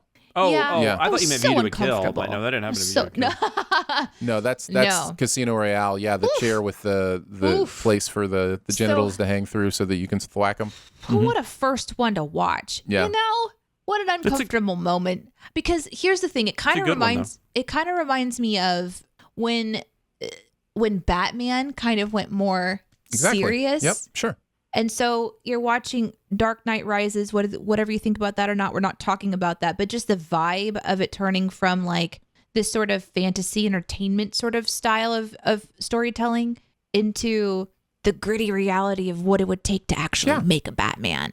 And so I feel like, and I could be wrong about this because I haven't watched any of the Bond movies, as I've already said, but it felt like me starting with Casino Royale was that switch over into this storytelling style that sort of began to be popular of the grittier backstory of what it would actually be like. No, you nailed it. You absolutely nailed it. Yeah, that's exactly, because that's what happened with, I think you can go back to like Bryan Singer's X-Men movie, and there's a scene in there where where he makes fun of their outfits, and then one of them says, well, at least we don't wear yellow. And it's like from that moment, you can kind of feel this shift where directors are willing to do comic book movies, but they're going to do them like seriously, you know? And like what would it take? Yeah. And we're kind of getting back into the more, not silly, that's not a good word, but we are getting back into more of a lighthearted comic book, more of a comic book type thing, not as dark and serious. But you definitely felt that with the Bond movies. They were trying to figure out a way to bring Bond back to, Pierce Brosnan was definitely that more like a Roger Moore type Bond. And so they're trying to figure out a way to bring Bond back. So they decide, well, people like gritty now, so we're going to go super gritty. I think the Casino Royale opens with him getting his double zeros, right? He kills two people and gets his double zeros, if you even knew that's what that meant. That's what that means. I thought you meant the torture scene was when he got his double zeros. No. Yeah. No, that means he got his first two kills and then he got to be... Yeah. But I will say the things that I find when most people that complain about Bond that bring up the stuff like the treatment of women and the ridiculousness of it and stuff like that, all valid complaints. But what I do find is that a lot of those come from the worst movies in the franchise. And so those are the things that get kind of brought to the top. I mean, there are many different types of like films within this franchise, and I think there's a storyline that people find interesting, which is the mysterious spy and the delightfully curvy woman, and there is a theme that's probably present in almost like in most media, and it is something to be aware of. And watching it be so this was filmed in an era where it was almost not even thought about, like, a woman is an accessory and she's not really a person. She's an accessory. She's an accessory to the story. She's an accessory to the man's arm. She's an accessory that's, expendable. And I hate that. because I didn't even realize how much it influenced, me as a woman or influenced just culture. It's just something that's always been. So going back to these older films is really interesting. So of course I loved the sins in the video where they point that out. Other sins that I really enjoyed was just like when Bond is going up the stairs and he gets caught up with a fishing rod and tackle, and just the way that it's like, yes, dear audience, what you just witnessed was the incomparable James Bond, License to Kill, the greatest spy in history, bested by a fishing rod and tackle. I also love like the moment in the car when they're reacting to whatever they were listening to on the radio. I think it was like some spy stuff that was in the car. But then we dubbed over with Seinfeld just to kind of show how goofy that really was. And yeah, that was fun. I'm glad that worked. I like it when we play with them, almost like an outtake in the video itself. Yep. Well, and they were even in a car. Like, that looked like a scene from Seinfeld. Like, I mean, it was crazy how that lined up. Yep. Also in movies like this where there's so much convenient spy stuff happening around you, when they open the file and pull out the map and it's like the first random file Bond looks in produces the important piece of paper that they need. He really is a super spy. Just how the narration can deliver those sarcasm enough to point out that itself is a sin, which a testament again to just how Jeremy is able to read these scripts and deliver the intent. Now, of course, we give notes and things like that, but it's still, it was such a fast-paced moment where you're making fun of the movie for doing something by pointing it out so obviously. But my favorite one was the final one when they're in the shower and it looks like they're just kind of ducking down, and the sin is just like, are they going to lay down in a shower? That was the final sin of the video. Well, it was so weird. They just start going down, and I'm just like sitting there watching and going, wait, what are they doing? It's dangerous. Like, go to the bedroom. Yep. Oh my God. Good stuff. But anyways, All right, let's move into Hitman's Wife's Bodyguard. This, of course, is the sequel to The Hitman's Bodyguard. Yeah. So we can see with Hitman's Wife's Bodyguard that stuff as, the treatment of women in these action spy movies is elevated. Elevated so much over the years. It's not that movie's not just an hour and a half of Salma Hayek's boobs. It's there's more to it than that. Yeah. I think the difference that they would probably say is that she has agency over, like, her character is the one driving a lot of that conversation. I'm just making a joke. No, I know, but I'm just answering the people. I'm answering the people who would have that, comment back. Just, yes, we know, but Jonathan's just being silly. And truly, we still have a ways to go with how we treat women in culture. She is 100% the best thing about this movie, and maybe the only good thing about this movie. Daniel and I wrote Salma? Yeah, Salma. Daniel and I wrote on this one. Let's hear from Daniel first. He said, I enjoyed this film a lot more than I expected. I thought it was fun, had decent pacing, and contained some pretty good fight scenes for an action comedy. The story itself wasn't particularly interesting. I found myself more interested in the characters than what they were doing, but the movie from the beginning doesn't seem to take itself seriously at all, so I felt like I shouldn't take it seriously either. To me, the whole thing played out with a sort of cartoon logic and was carried mainly by the performances. And by performances, I mean saying fuck a billion times. However, I didn't watch the first movie, so I can't say whether or not it was a good sequel. The writing process. While writing this one, I spent a lot of time trying to find information on data junctions. Because the main villain's plan seemed so ridiculous, I was hoping to find some good material there. And after about half an hour of Googling things like tungsten carbide and European data grind, I was like, oh shit, I'm going to end up on the list. So I just wrote that into the script. My sin shout out for this one. I thought Aaron crafted a really solid pandemic sin here. The sin is, that's not an A word. That's not an A word. Wait. Award. Award. That's as a reward. Awards are given as recognition in a field of possible winners, and rewards are given as a direct one-on-one compensation for given action. Yes, it's a slight pedantic language difference, but slight pedantic language differences are my specialty. So those are Daniel's thoughts on this one. Yeah, that was a fun one. I love, you know me, I love how words mean specific things. And I think people do interchange award and reward, and they are different words with, different specific meanings. So I love when the narrator can be that guy, because I am that guy. And are I that know guy. it's annoying to people, and so I try to hide it, but I am that guy for sure. Or you just blow it out because that can be part of the annoying part of the narrator too. Right, yeah, exactly. Yeah, you take it and you make kind of it amp it up. Amp it up. Yeah, exactly. I also kind of enjoyed this movie, but I know so much of that is how much I like Ryan Reynolds and how much I just want to hang out with him all the time and just think he's really, really funny. So I had a good time with him and Samuel L. Jackson and Salma Hayek. I think they're great together. There is a sin in there about how good they are together in the aspect of they didn't even have to write a story, which there's hardly any coherent story in this movie. They basically just told them, hey, hang out and say funny things to each other. And for some of this movie, that was enough for me. I think the first movie is better than this movie on almost all accounts. Oh, yeah.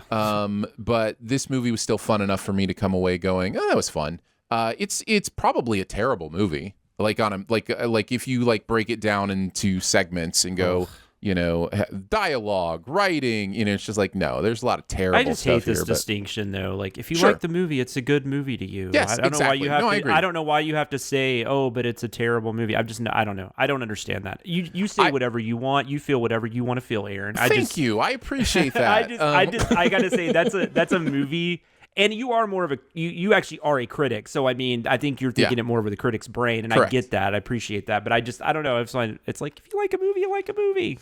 Yeah, totally. And yeah, usually when I say something like that, it's more to give people permission to like things that aren't the typical version of what people consider good or bad when it comes to filmmaking. I hate that conversation too. I'm just kidding. Well, that's what I'm saying is I'm giving people permission not to have to go into that place, but just to go, oh, I had a good time with this. It's okay, even though some people would say, this kind of thing. But yeah, so anyhow, I also wanted to mention, aside from the award and reward sin, which I did have mentioned, the ones that Daniel wrote that I really wanted to pull out were his movie has time for this with the scenes in between the words. So good. Was great. I loved that. And then it was like to end on what you ended on, like that line. My pussy pipe. What was that? I think because that word just always the P word just always kind of I just always go, you have a mental cringe with it. Yeah. Oh, yeah, man. but I think Salma Hayek is the only person you can say that. It's genuinely funny. They were all so funny. Like each line, it was like, we have fucked so hard. And then it was between movie and has to play all these different things. And it was like, my Diamante. my Diamante is too tight. And then the whiny sperm. And then I'm just like, what is happening right now? Well, but then in between it all, his movie has time. So anyone who because you haven't seen the movie. No, I haven't seen the movie. So I'm just like, I it was just like getting slapped around with the only comfort of knowing that the sin was movie has time for this. So that was my anchor. Was I know what's happening here, but the dialogue around it was just being ping ponged around. It was delightful. We sin the movie for it, but part of the flaw in the dialogue is the fact that the Salma Hayek character, her primary characteristic is that she has a potty mouth, like that she will say, everything, anything and everything. So I can tell. That was that. And then I also liked the running Boston people. Boston is annoying joke. That was great. And then the narrator each time saying, I said what I said. I just thought that was funny. I had that written down. That was really funny. Defensive narrator. Frank Grillo's accent is so bad. It's something, man. And I don't I meant to look up to see where he's from because I have no idea. But I've never heard him talk like that before in a movie, and he's just it's bad. Danae, continue us on. What were some of your other thoughts? Well, as is obvious, just like every week, not a surprise. I haven't seen this movie. So this feels like such a Danae movie. Actually, she might enjoy parts of this. Actually, there were parts of it that were intriguing to me, and I think it was part of just the sarcastic dialogue, maybe, and just some of the humor and pacing. How it just seemed to be more about, like what Daniel was saying, more about the character development than this ridiculous plot. And it's not whatever taking that might itself be. that seriously. So the violence and stuff almost just feels cartoonish. Which is another reason that I might be willing to kind of jump into it. And I also like Ryan Reynolds a lot. He's just one of those actors that there's something about his delivery, his earnest humor. I don't know how else to put it. No, that's a good way to put it. He's intentional about how he delivers the humor of what he's doing. He's just a really interesting actor to watch. So I feel like he plays similar characters. He has that sarcastic, self-aware personality in movies. And honestly, I can relate to that. Mm-hmm. Yeah. So I don't know, watching him is kind of like, I don't know, I kind of like look up to that in a really weird way. Yeah, absolutely. Do you? Okay. Yeah. You guys could be like brother and sister, but be really, that's right, really have coffee inappropriate together with each other. I just think it's the same thing that attracts. I don't know. Ryan Reynolds I was trying to make a Folgers I commercial. got it. Yeah. Super got it. Ryan Reynolds is he's so good at that. It's the same thing that attracts me to the humor of the CinemaSins videos. It's that dry, sarcastic. Like, he would be an incredible narrator for CinemaSins videos. You know what I mean? Like, yeah, like, he kind of gets that, it. It's that And people would still complain it wasn't Jeremy. Yes. That's true. I think in the script I even called it Deadpoolian. You know, like there's this idea that he's just so good at this. But yeah. Mm-hmm.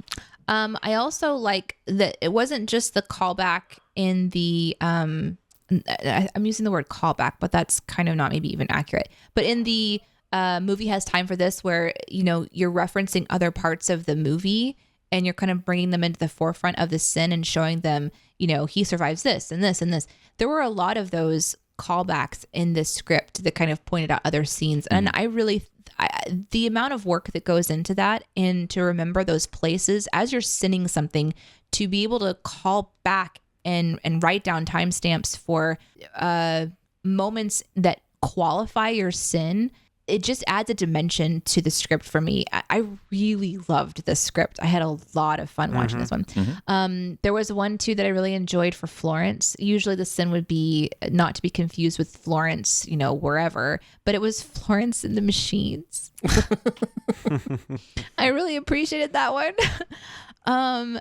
There was one, let's see, it was, I think this was a Daniel one. Again, we're learning what Daniel's sin vibes are, but there was one that was like this sort of speech where you're talking about the Matthew McConaughey yes delivery was thing? that Daniel? Yeah. Oh yeah. That's Daniel all it's the way. So yeah. Daniel, he is developing this sense to what he brings to a script, and I fucking love it so much. So the lead-in is, I guess, towards the end of the movie. And again, I have no context for what the fuck is happening in this movie. But there's a guy on a tilt-a-whirl or something, and he's having popcorn. The and something is the name of the ride. Yes, something is about to happen to him, and I don't know what it is, because the narrator just sort of sidesteps reality and begins to go into this. Is it called a diatribe? No, a diatribe would be more angry. This is more like a philosophical musing. Yeah. So and it's like, it's just this kind of moment where the narrator separates from reality and sort of goes into this speech, and I'm all into it. And I had to go to the script, and the narration prompt was from Daniel.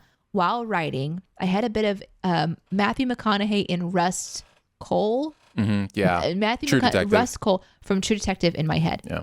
Again, not a surprise to anyone listening. I don't know what the fuck this reference is, or what the movie is, or what moment it is, but I was into it, and it was so fun, and just such a break from the script and break from that pacing, which is a tricky thing to do sometimes when you've got these fast-paced sins coming at you, to kind of like break that. It's a brave thing to try, and I think it worked really well. I before you move on, I do want to say I had a sin I really liked there, but it was not as good as that one. And that is one of my favorite things, is when you have to cut like your own stuff that you like because somebody else wrote it better. Yeah.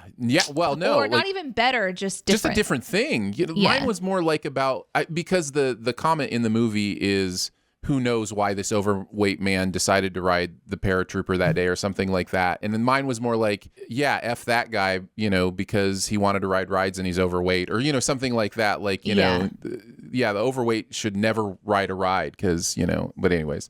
But his was just so much better. So I will also say, Danae, if you want to know what True Detective is about, or anyone out there listening wants to know, we did do a TV Sins video of the True Detective pilot. We did. And you could look that up on YouTube. If you type in TV Sins, True Detective, that'll probably come up. And I'm trying to advertise for us today. Come on. Sorry. And then the last one that I wrote down was the kiss my, like the lead-in is kiss my, and he shoots that butt.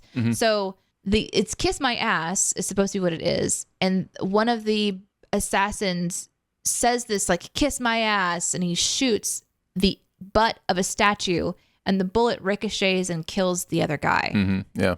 And the sin is just, well, that was just dumb on multiple levels. Just the simplicity of it killed me. Yeah. What about you, Jonathan? I enjoyed the first movie for the most part. I think it's pretty good. It's really fun. We talked about it. I guess we sent that right before this came out, right? Back in over the summer, I guess was when we. Yeah, I think so. The first one. Yeah. So we talked about that one on here. So if you want to go back and listen to Behind the Sins and see what's it, but I enjoyed it. This one though, no, I did not like this at all. It's almost like if the first movie made really bad, like made all the wrong decisions like that. And I think the first one is very much on that edge of being like too annoying, but it doesn't quite cross it. And I think this one just like dives in. It's just like, here we go. I don't know if and Ryan Reynolds, I do love Ryan Reynolds, but I do think that in some situations he's just too much. Like, I don't know what it is. I can't explain it. Like Hobbs and Shaw would be like my low end Ryan Reynolds.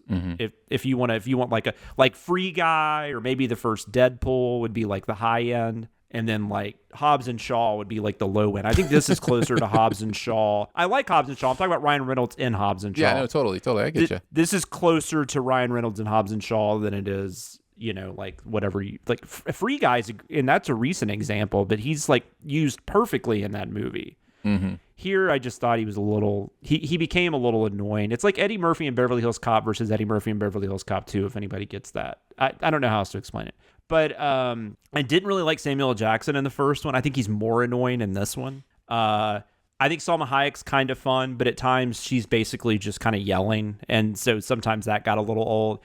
This movie does the most craziest thing I've ever seen in my life, and it has a terrible Morgan Freeman performance. I didn't even know like that was a thing that existed until I watched this movie. I also thought it was funny. Antonio Banderas is kind of fun, but what's interesting to me was that almost felt like almost like a Dr. Evil kind of thing or something like that. He felt kind of like a Bond villain in a Bond parody. And I think that's another thing about this movie. I got confused. Like it kind of feels like it wants to be a parody at sometimes, but it's not really one. So I don't know. It's the Drake of action comedies. Go back and listen 30 minutes ago. So I did not like this movie at all. I just watched it this week, by the way, too. I had enough interest in it that I wanted to watch it before I watched the video. So I watched it a couple days ago. I love the video. You guys have already mentioned a lot of the stuff, but I did enjoy sitting at the beach in full-length khakis and a long-sleeve button-up shirt, because when I was watching the movie, I remember thinking, why is he dressed that way? So I thought that was great. You already mentioned the Boston stuff. I loved how irritated the narrator got about what they called a freckle. Yes. It was, oh, yeah, that was so fun. Have you ever seen a freckle? A rash maybe, or a spider bite, but a freckle? Get the fuck out of here with that freckle shit. I thought that was brilliant. So there you go. Oh, thanks. I channeled my I channeled my inner Sam Jackson when writing that one. So yeah. I can't explain. I like Jackson, but I did not like him. He was one of the negatives for me in the first one, and then he's just even. Oh God, I don't know. I can't explain it. Yeah. All right, let's move into keeping tabs.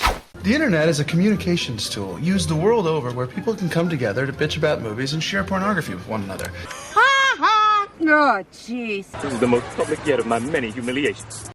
We're each going to talk about some stuff from the process of writing this week. Yeah, what do you guys got? Jonathan, why don't you go first? What's something you want to talk about? I just looked up some stuff about A View to a Kill. When I was working on the script, I had remembered something about Roger Moore had said stuff about making the movie and how he started kind of realizing that he was maybe a little too old for this, or at least the way they were going with it. And there's a sin we even put that, not only is Roger Moore older than Tanya Roberts, but he's older than Tanya Roberts' mom, at the time they were filming this. And then so I double checked that actually happened before. And there was a thing where Roger Moore once stated in an interview, I was only about 400 years too old for this part, which I don't agree with that. But he said he was mortified to find out he was older than Tanya Roberts' mom.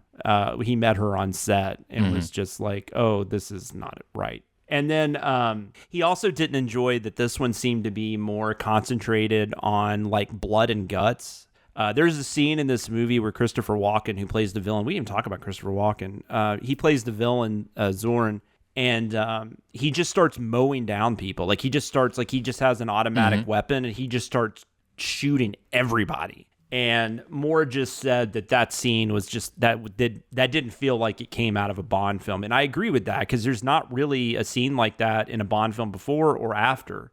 That felt more in line with what was going on, like with Stallone and Schwarzenegger and stuff at the time. In fact, Rambo First Blood Part 2 is what it opened up against. And then just a few other things. I thought it was interesting. It's Roger Moore's final appearance, but it was also his 7th Bond film, which as of today, that is the most. Now, technically, Connery is in 7, but one of them is not really in the franchise. Yeah, it's like not an official franchise one, proper. Yeah. It's outside of it. So, but he did 6, if you don't count that one. Craig will be in his 5th coming up this year, and that seems to be like that's going to be his last one. And then Brosnan did 4, Dalton did 2, and Lazenby did 1. There was a James Bond television series, which I didn't know about this. It was being put together in the late 50s. View to a Kill was one of the episodes that was written for that, because View to a Kill is a short story that Ian Fleming wrote, so I thought that was interesting. There was a plot thread in the original script where Zorin, the villain, was going to manipulate Halley's Comet to go towards Silicon Valley, to crash into Silicon Valley. As you do. I wish they had done that. Like, why didn't they do that? I mean, this movie is so insane anyways. Like, why wouldn't they just go ahead and just fucking do it? Just fucking do it. David Bowie was originally cast as the villain. I'm in. What? Yeah, David Bowie was originally cast as the villain. He agreed to do it, and then he decided not to. I don't know why. Sting was offered the role, and he turned it down, and then they went to Christopher Walken, which Sting had just been in Dune the year before. So, and David Bowie had already done a few like films and stuff at that time, so that wasn't like unheard of. Dolph Lundgren was dating Grace Jones at the time. That we make a comment about discount Dolph Lundgren, and then the holy shit, because it really is Dolph Lundgren. Dolph Lundgren was dating Grace Jones at the time. He visited her on set, and so they decided to throw him in the movie because why not? And then it actually, even though it's derided by almost all Bond films, many people put it at the worst. It got terrible reviews when it came out. It actually had the largest opening of any Bond film at the time, and it ended up being a pretty big hit overall. It's one of the more profitable Bond films, so that's interesting. But anyways, yeah, that was just some stuff I found out about it that I thought was kind of cool. And I used a few of those things in my sinning. So. Danae, what about you? How do you want to take us behind your process this week? So I knew I wanted to sin something random that a kid would say for the music video sin for the series of things that a kid would say. And so as someone who thinks random thoughts regularly, I had a couple of good ideas. But I wanted to say something random about a creature of some kind. And so I just did a quick random fact about a frog. And so I went with that frogs absorb water through their skin, which I thought was interesting. But I learned a lot of other interesting facts about frogs. A group of frogs is called an army. They are found all over the world, guys. Everywhere there are frogs. The largest species is called the Goliath frog. I think it's huge. And they have, they're massive. How big is it? Oh, let me go look. It's how big as a small dog. Like they're giant. I think they are 32 centimeters. That's big. I mean, for a frog, that's big. Let's see. That's over a foot long. Yeah. And they're huge. Like if you look up Goliath frog, they're like a small dog or how big is the cloaca? A big cat. You don't want to know. That's the thing that you don't want to know about the Goliath frog.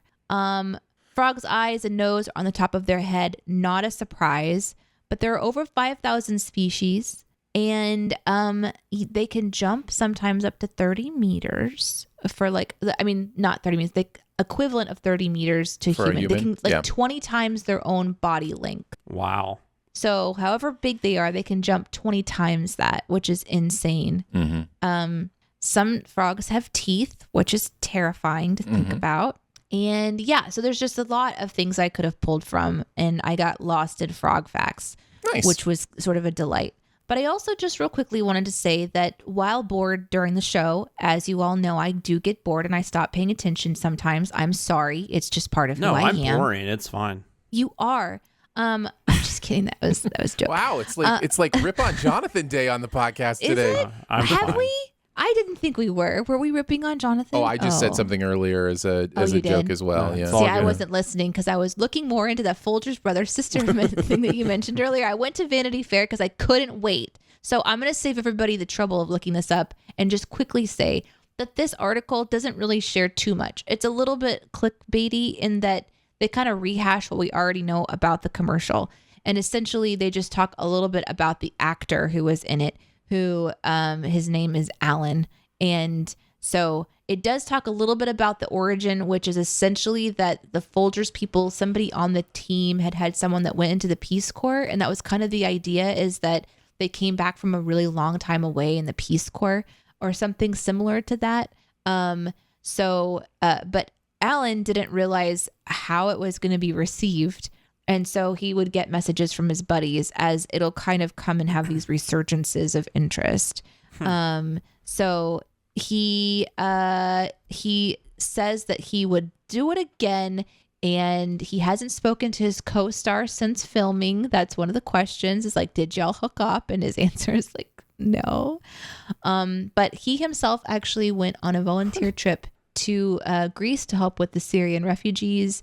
And he does love Folgers. And that's pretty much all you learn in this article. So you can skip it if you want to. What a weird question to ask somebody, though. So did you have sex with your co-star? It didn't ask that. They're just like, so have you talked to your co-host? But you know that happens. You know that happens. You know, you'll see, it'll be even like, it won't be that direct, but you'll see like interviewers back in the day when they, I don't know if they still show this stuff, but they used to show this stuff for the, before the movie came out. And it'd be like, did you guys have any chemistry off screen? Something like that. It's just like, why would you ask that? Yeah, people are interested, whether they should be or not. The people Maybe are. I read the wrong article, Aaron. Did I miss something that you saw? Correct. I've never seen that Vanity Fair article. The GQ one was the one I recommended. So at the risk of distracting Danae for the rest of the episode. Nope, I'm gonna go right now. Did you remember what it said? GQ. God, fuck. Okay. So anyhow, yes, the GQ one was the one I found really funny that you can check out. I haven't seen the Vanity Fair one. GQ Gentleman Quarterly. While you're looking that up, a couple of things from behind the scenes that I wanted to mention in my keeping tabs. Daniel and I on the Hitman's Wife's Bodyguard script. He wrote there's a sin in there about the vape and being compared to so biting an apple or whatever. Daniel literally wrote a sin. The exact words for a sin I wrote several years ago for Baby Driver. Like, it was one of my first videos. And the sin in Baby Driver is vaping is the new biting the apple. And he literally wrote those exact words in his script for this. And I was just like, how cool. Like, I love it when we have like crossover in scripts that's so identical, but crossover in scripts 3 years apart. Like, that's something I've never experienced. And I wrote him back. I was like, dude, I wrote this exact sin 3 years ago. So we kind of, mussed it around. But that's actually the third reference we've made to vaping being the new eating the apple. The other one was in Extraction. There's a reference in the Extraction video. And by the way, I looked all this up because we can search through our scripts now. But that's in the Extraction video is the third. So this is definitely a concept we've played with. And I think it's true. I legit think people have characters vape, to show that they're jerks. I'm sorry. I was reading a GQ article. No, I don't blame you. Too. I don't blame you at all. I don't blame you at all. We did an audition together, but I remember both their performances being the best performances of the day. Just keep going. I'll get to the good stuff. The other thing I wanted to mention on the Monsters, Inc. video, originally the final joke was about the Capitol building. And when we were doing like the edit and all those kind of things and everything, it was it just kind of hit me that we probably don't want to be making fun of the Capitol and politicians and that kind of stuff with everything that's happened this year. And so I did some extra research and basically just typed into Google, what is the evilest corporation? And it just like there's these articles on like the list of the most evil corporations. And Monsanto was at the top of like every single list for like some of their practices and the thing I was basically like, I need something that is foolproof that I can put in here where nobody's going to be upset that we're kind of taking down this company. And so in reading some of the comments afterwards, people were like, yes, love the Monsanto, dig that kind of thing. What is that company again? They make poison.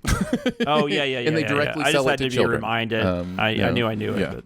But. Anyhow, I wanted to mention that one as well. And like 5-year-old kids are farming the poison for like 12 hours a day, probably. Stuff like that. Yeah, just I guess we shouldn't like just make random comments about actual companies that could sue us. But right, yeah. But it's... not that they I'm sure Monsanto's higher ups listen, to be honest. Sure thing. All right, let's move into the comment section. I want to know what you're thinking. I appreciate your honesty. You're a real straight shooter. You are the ones who are the ball lickers. Let's talk about some feedback from you that we have had this week. I'll kick us off. I think it was Obina who said, I'm surprised that this was in the Monsters, Inc. video. I'm surprised you didn't take a swing at the proper pronunciation of Skiponomikferdidadrikakrim. There's this huge, long acronym that they try to pronounce in this show. Oh, yeah. It's like SCPOMICEVDADOCREM. And I have to tell you, Obina or Obina, depending on how it's pronounced, I am both really disappointed that I did not think of that and also very thankful that I did not think of, because the homework in like each of those letters being pronounced how the word is pronounced, like I would have done it and it would have been fun. But so I think overall, I think like I am like disappointed that I didn't think of that one because that would have been a ton of fun. But I wanted to mention that comment, which kind of goes along with the MEFT. We did do like Monsters Inc. instead of Inc. Which I know is a distinction some people don't hear. But yeah, it kind of goes along with that whole idea. So, but yeah, I'm just. So you're saying it's not Incorporated? No, it's not Incorporated. It's Incorporated. So. It's Incorporated. Yeah, exactly. And you say it British. That's right. That's right. It's Incorporated. You've got to say it with your English accent. I'm sure Ian's just like, fuck both of you. Like, seriously. Like, actually, I've tried to talk to him like this multiple times, and he's really impressed. I think Danae's British accent is really, it's probably a very regional accent that you're doing. It's very nice. Yeah, no, that's very nice. Time. It doesn't sound like a hick trying to do a British accent when I do it. So. Yeah! I mean, yeehaw. Wait, that was another thing, though, in Hitman's Bodyguard's wife, where she kept trying to do an English accent. He just still sounds Mexican. Yeah. Danae, what about you? What's your comment? I heard a rumor from you before the show started that you had so much to talk about that I didn't have to have one. That's fine. So I didn't get one because I was under the impression that you were going to be doing multiple. That was for keeping tabs, not comment section, but that's fine. It's not a big deal. But Jonathan, what about you? Fuck. Mine is I learned something I didn't know about A View to a Kill from this comment. So there was a scene in A View to a Kill where Bond and Stacy, which is Roger Moore and Tanya Roberts, which I just now thought of, both have passed away in the last few years. R.I.P. to both of them. R.I.P. And Tanya Roberts comes out, like they're putting on like these construction outfits so they can fit in. And the line that Roger Moore says is, too bad that you couldn't find one that fits. And then I think our sin was something along the lines of saying Tanya Roberts looks bad in anything is a sin. But this Tyler S. on commented and said that apparently that line was a dig at, well, I'll just read what he says. I don't know why I'm not just reading the comment. That's the whole point of this segment. So he said, apparently this was a dig at Tanya Roberts as she kept bitching about wanting form-fitting overalls and just being hard to work with in general. So the director left it in out of spite, which I thought was interesting. Oh, interesting. Apparently they wouldn't give her clothes that actually fit her, so she complained, which makes sense, actually. I don't know if that's really... Yeah. She might have been difficult in other ways, but, you know. Yeah. So I just thought that was interesting. I didn't know that. Never heard that before. So. All right, let's move into Beyond the Sins. To infinity and beyond. Somewhere beyond my wild history. To boldly go where no man has gone before. Let's chat about something else from the world of pop culture that we've seen recently. Jonathan, kick us off. Oh my God, I want to talk about Malignant. All right. I love Malignant. Malignant is a James Wan's newest movie. If for some reason you don't know what I'm talking about. It was released on HBO Max. Well, it'll be 2 weeks ago, I guess, when this podcast comes out. But as we're recording, it was released a week ago. Mm-hmm. I've already watched it twice and liked it even more the second time. I will say this about Malignant. It is a horror film. It's a James Wan horror film. It is his follow-up to Aquaman, which a lot of people have been making comments about. Like, I guess this is what you get to do when your last movie made $1 billion. You just get like a blank check from the studios and you get to go do whatever the hell you want. No, but I don't think this movie is going to be for everybody. And I don't necessarily know that people will get out of it what I got out of it. And I'm not saying that. I don't mean that pretentious at all. What I am saying is I am a huge fan of European horror films, and specifically European horror films from like the 60s and 70s. Huge fan. And 80s. Which includes like giallos, among other things. Because one of the weirdest things about the commentary on this movie, like on social media, is that people are complaining, or not complaining, people are arguing about the specific subgenres this movie fits in. I do not know why people give a shit about that. It's the genre police. It's a fun game for people. I don't even think genre is really much of a thing anymore. I got to be honest. That's a whole other thing. But I think that at this point, you've got filmmakers that are influenced by filmmakers, that, you know what I'm saying? Like, you're going back like 7 or 8 generations, at least. I think genre is such a weird term now, because we don't have like detective films and screwball comedies. Like, everything is such a mishmash, right? But anyways, that's a whole other topic. But this one does a lot of, there's so much, like the style of the film, like the way he uses lighting, the way he uses colors, even things like the characters, like the way the police detectives are portrayed, the hairstyles on some of the characters. There's all this fine detail that I can tell watching it. He is also a fan of a lot of these films that I'm a fan of. So for someone, that's really cool. For, someone like me, they don't make movies like that anymore. So that alone was really exciting. I also like movies that just fucking go for it. And I like that this movie is very like this kind of mood setting, slow burn horror film for probably an hour. And then when it lets loose, like it just fucking lets loose, and it is insanity. But like for me, it was insanity in a good way. I can totally understand why people wouldn't like this movie, or it just wouldn't be for them. I still think, though, even on a visual level, even on just a director level, like I think James Wan is such a good filmmaker.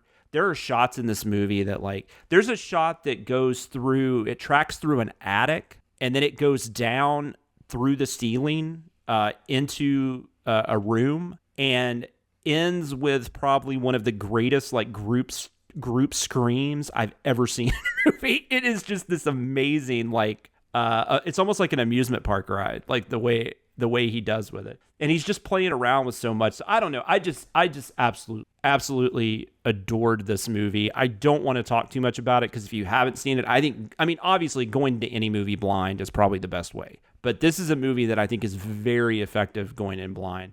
I'm kind of sad I didn't see it like in a packed theater. I can't even imagine what that experience would have been like. Although I think a lot of people are probably going to not like it, so maybe it wouldn't have been very much fun. But I adored this movie. One of my favorites of the year. Highest of recommends. Malignant. Nice. 2021 HBO Max. I watched this as well. It's not a surprise that I didn't enjoy it as much as you did. I will, however, say you're not wrong about the visual stuff, about the craft. James Wan is definitely very, very skilled. And he is doing all of these things that aren't necessarily hitting me right. He's doing them intentionally and with purpose, because he knows how that hits somebody like you, that has all these references and, loves these kind of horror movies. To me, the overall thing comes off a little bit goofy, but I think that's also intentional. Like there's a silliness and a I agree. An over the topness to it that I think is that could be giddy, right? Like that kind of stuff can. It's similar to when I talked about Hitman's Wife's Bodyguard, right? Like I like how silly and over the top Ryan Reynolds is. That's my kind of version of that in some ways.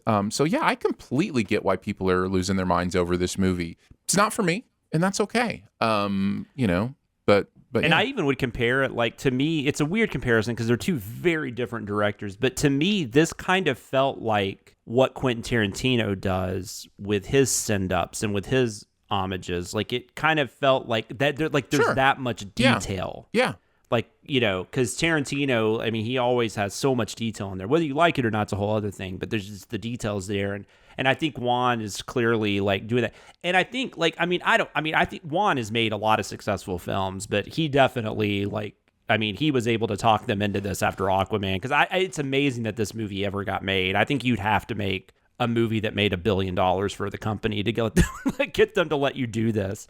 Tim Burton's Batman Returns, oddly enough, is kind of a comparison I was making too, because not that they're similar, but that's kind of the same thing. Like Batman Returns is 100% Tim Burton doing what he wants to do. And I think you get the same thing here, which is always interesting to me. Doesn't mean it's always a good movie, but in this case, I thought it was. So. There are 2 movies that came out last week or 2 weeks ago, as you're listening to this, that I found myself comparing to De Palma, and I know that. Oh no, there's De Palma in this. Well, and I know that I see that more right now because I've watched so many of his movies recently, but. There are definite De Palma elements to this movie, and then the other case you wanted to know was The Voyeurs on Amazon Prime. I have not seen that yet, but somebody else told me this. It is so very De Palma. It's like erotic thriller, mega crazy twist. Like it's got a lot of. And De Palma even if he's not, I think James Wan probably is doing De Palma directly. But even if he's not, De Palma had a lot of influence from these European horror films as well. Yeah. So, I mean, that it makes total sense. No, there's definitely another reason why I loved it, because I love De Palma. Yeah. So. Malignant is one of those movies you want to describe to Danae just to see her reaction. I don't even know how to describe it. It's like crazy. I mean, the main description would be a woman, people start getting killed by an unseen killer, and wait, are you describing it right now? I thought you were spoiler-free. Well, this isn't really a spoiler. Just the main plot would. You see this in the trailer. I like how you're like, I don't want anyone to know anything about it. Yeah, that's true. I'm going to stop. But there's a killer. There's a killer, and Jonathan, there's a connection. Just stop it. Between the killer and the main character. Jonathan, stop. I'm a second. Too many Danae's spoilers. like, just quit talking about this movie. Danae, why don't you go next? What do you got? Yeah, so I'm going to talk about a podcast. But it's an interesting podcast because it's not even being produced anymore because one of the people stepped away after some dramas. Yeah, so there was a little bit of drama with Reply All. It's a little bit of a wreck-a-warn, I suppose. But there's this one particular episode that stuck in my brain for a long time. And on a road trip that Aaron and I took from Missouri to Nashville to see the rest of the team, we found this episode and listened to it. Aaron, what did you think about the episode? It's amazing. It is an amazing piece of like audio storytelling. It's really good. Yeah. So the podcast is called Reply All, and I had listened to multiple episodes, and I really liked it. Again, if you kind of read about why PJ, I think it's Voight, stepped away, you might decide not to listen to this podcast. But if you would like to hear this particular episode, it's called The Case of the Missing Hit. And essentially, it starts off with this sort of groundwork of getting something stuck in your head and you just can't let it go. And then the story kicks off from there about a man who has a song that he has in his head, and he is trying to figure out the origin of the song. And it's a delightful piece of audio that takes you on a little journey of ups and downs.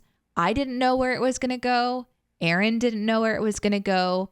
And there are just certain podcasts, the people that are behind it. I mean, you have hosts of podcasts, but when it's a production like this, there's actually producers, and there's all these people that kind of support the actual creativity of what it takes to do an episode.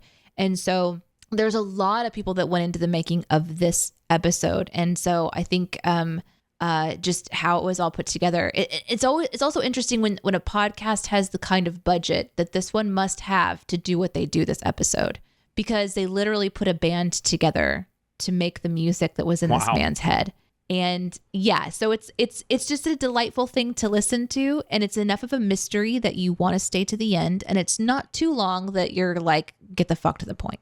So it's a good quick listen. Again, the podcast is called Reply All. Do your research, decide on what you want to do. They're no longer creating episodes. I think it's actually completely on hold at this point in time. But the one that I think that you guys might enjoy is called The Case of the Missing Hit. I'm going to be completely honest with you guys. One of the reasons I want more people to listen to this particular episode is I don't want to be the only one with the song stuck in my fucking head. I need people to join me in the chaos. Does it sound like this? Does it sound like take these chances? Nope. That's it. That was the one. I will say this in order to encourage you to seek this out. I believe this is the most compelling podcast episode I've ever heard. It's really fun. Like, I was so into this mystery. It is a mystery.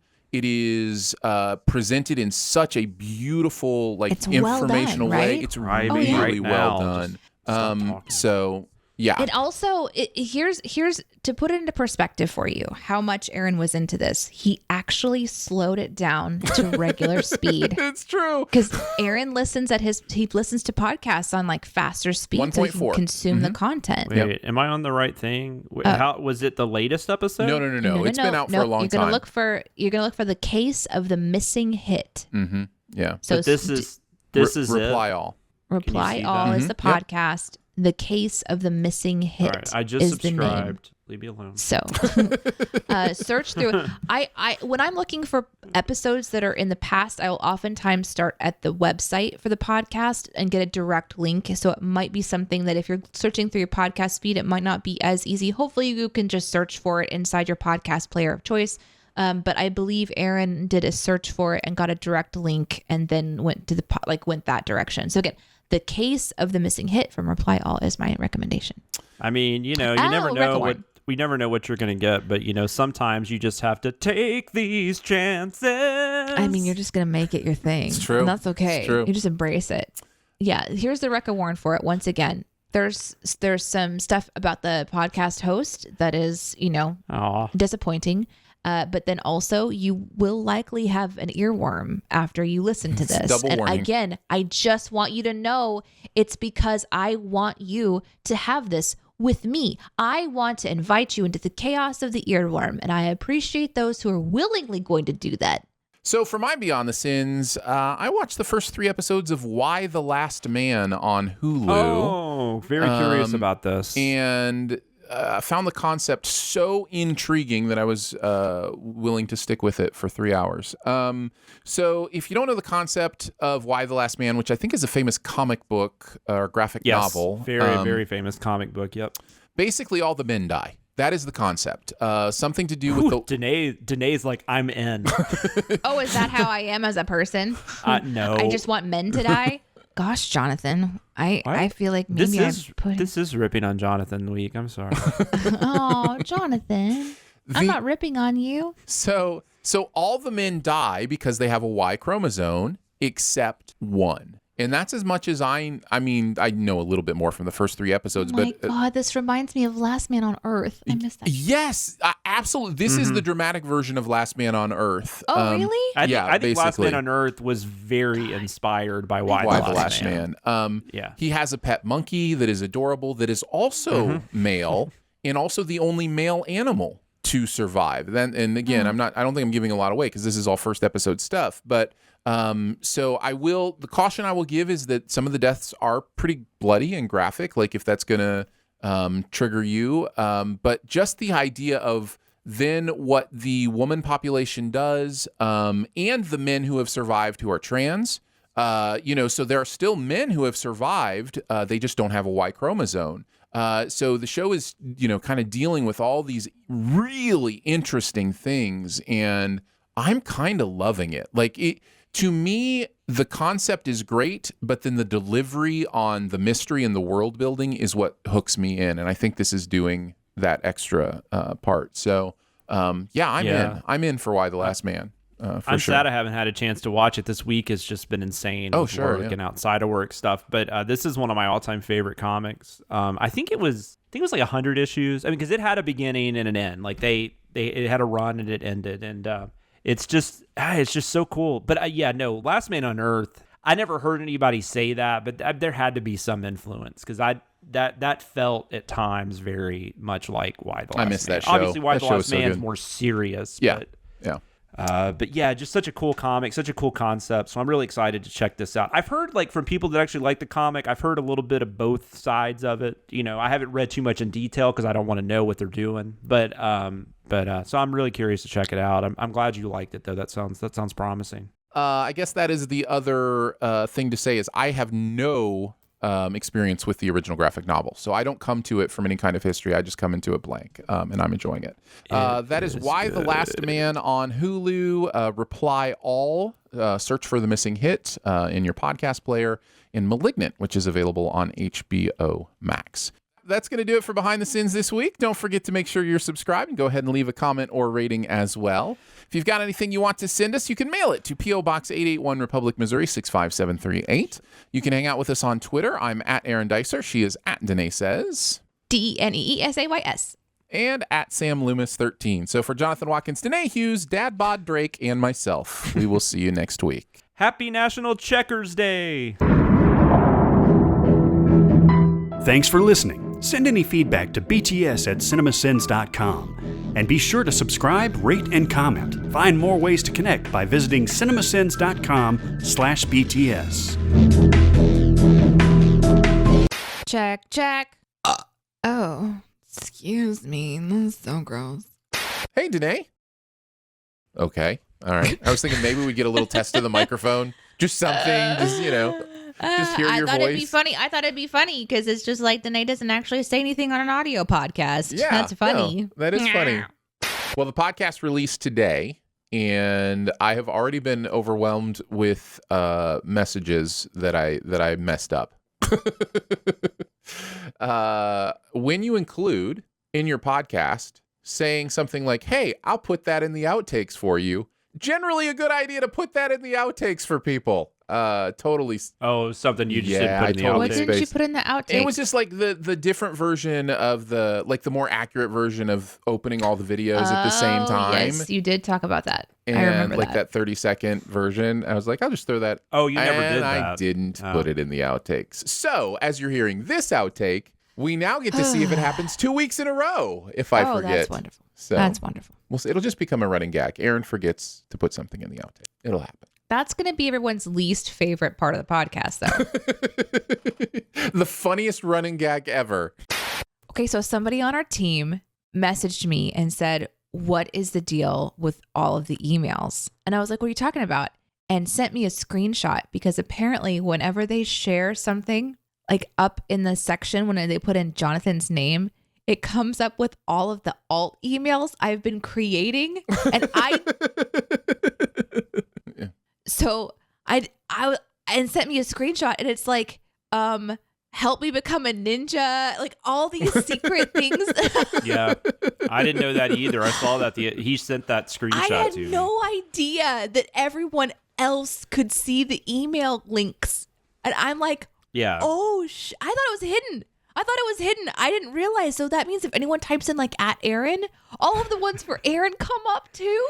But they don't. But I don't think they do because I think once you start emailing a specific email, I think that just kind of is the one that comes up because I don't know what you're talking about. I didn't know this was a thing either. What are you even talking about? When the person pulled up Jonathan, it was like all these emails that she had created before. All the ones. Like at the beginning of the podcast. When it was like, yes, no, they're hilarious. When it was like Jonathan's like falling off of a blanket or teach Jonathan how to use a blanket. How to use a blanket at CinemaSins.com. Yeah. When he typed in Jonathan, so he sends me a screenshot. Yeah. He's like, "I'm trying to share this script with you, but I don't know which one of these to send it to." Obviously, you share the scripts share a script with Jonathan at CinemaSins.com. Yeah. Obviously. Oh my God. I was like, hey, well, do you remember the running gag on Behind the Sins? And had to remind him what the running gag was. And his response was, wait, you actually made those emails? Yeah, I did. I didn't delete them. They're still there. I really like, there's a couple of haircuts that I've enjoyed. But for the most part, long hair is just fine. And it's all I really want to mess with. And then I can do interesting things with ponytails. Yeah. Like I can pull it off to the side and then I just twist it until it turns itself into a knot. And then I just clamp it to my head. And people are like, oh, that's so cool. And I'm like, all I did was twist it until it did this. And I love that because it's like really minimal effort. And also because my hair is so fine, it doesn't knot up in a way where I have to comb it out. It just lays there. And that's my hair, everybody. Thank you for coming to my TED Talk. I think you mean your head talk. My head talk. Just like in massage therapy or anything, you kind of find your groove and like what you do well. And so this salon, the people that they work with, they have found certain types of hairstyles or certain types of cutting or certain types of dyeing that really work well for them. And so there's this one who is a fine hair specialist. And I'm like, ooh, I wonder what that would be like. But at the same time, I just don't care. Like if I go in there, they're going to look at it and go, holy crap, we need to cut like 4 inches off because it's just all dead. And you know what I would say to that? It's all dead anyway. No one's touching my hair. No one cares. Like, it's not like I have anybody in my life who's like, wow, Danae, you've really let your hair go. So it's just doing whatever it does. And I'm actually kind of happy with it. I did think about dyeing it, but then that's a maintenance issue. It's also a money issue. So right now it's just. Also, you just said it's already dead. So it's already dead. Why would you dye it again? Oh, I see. Best response ever. Hi. Yeah, okay. Pat, Aaron. Pat. Oh, hi. Oh, it's so funny. There's some satellite options as well. Satellite in my eye like a diamond in the sky. How I wonder. Uh-huh. Satellite. Sorry. I had to. When I think of Dave Matthews, though, I always think of take this chance. Bring some memory, my some terror.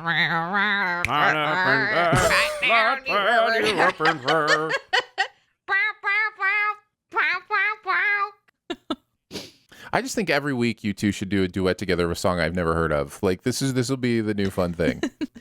Go watch the commercial and prepare yourself. Why don't you just show it here? Oh my God, that's a great idea, Aaron. God, Aaron, how did you get to be the great grandmaster? golly gosh. Let's somewhere of my wildest dreams. Let's get into the show. Shall we? Okay, I'm ready.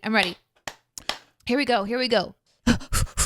So I did include, even though I didn't include the thing I said I was going to include in the outtakes, I did include the intro last week where you just gibberished all over my intro and I just kept going anyway.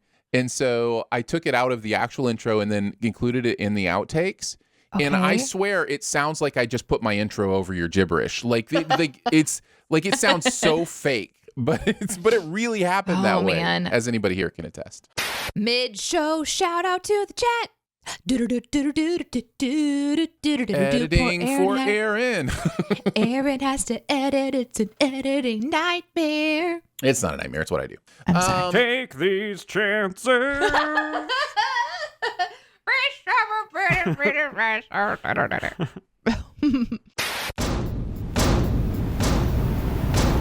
Looks this way. Movie fails to tell the audience where to take drugs. I learned it by watching you.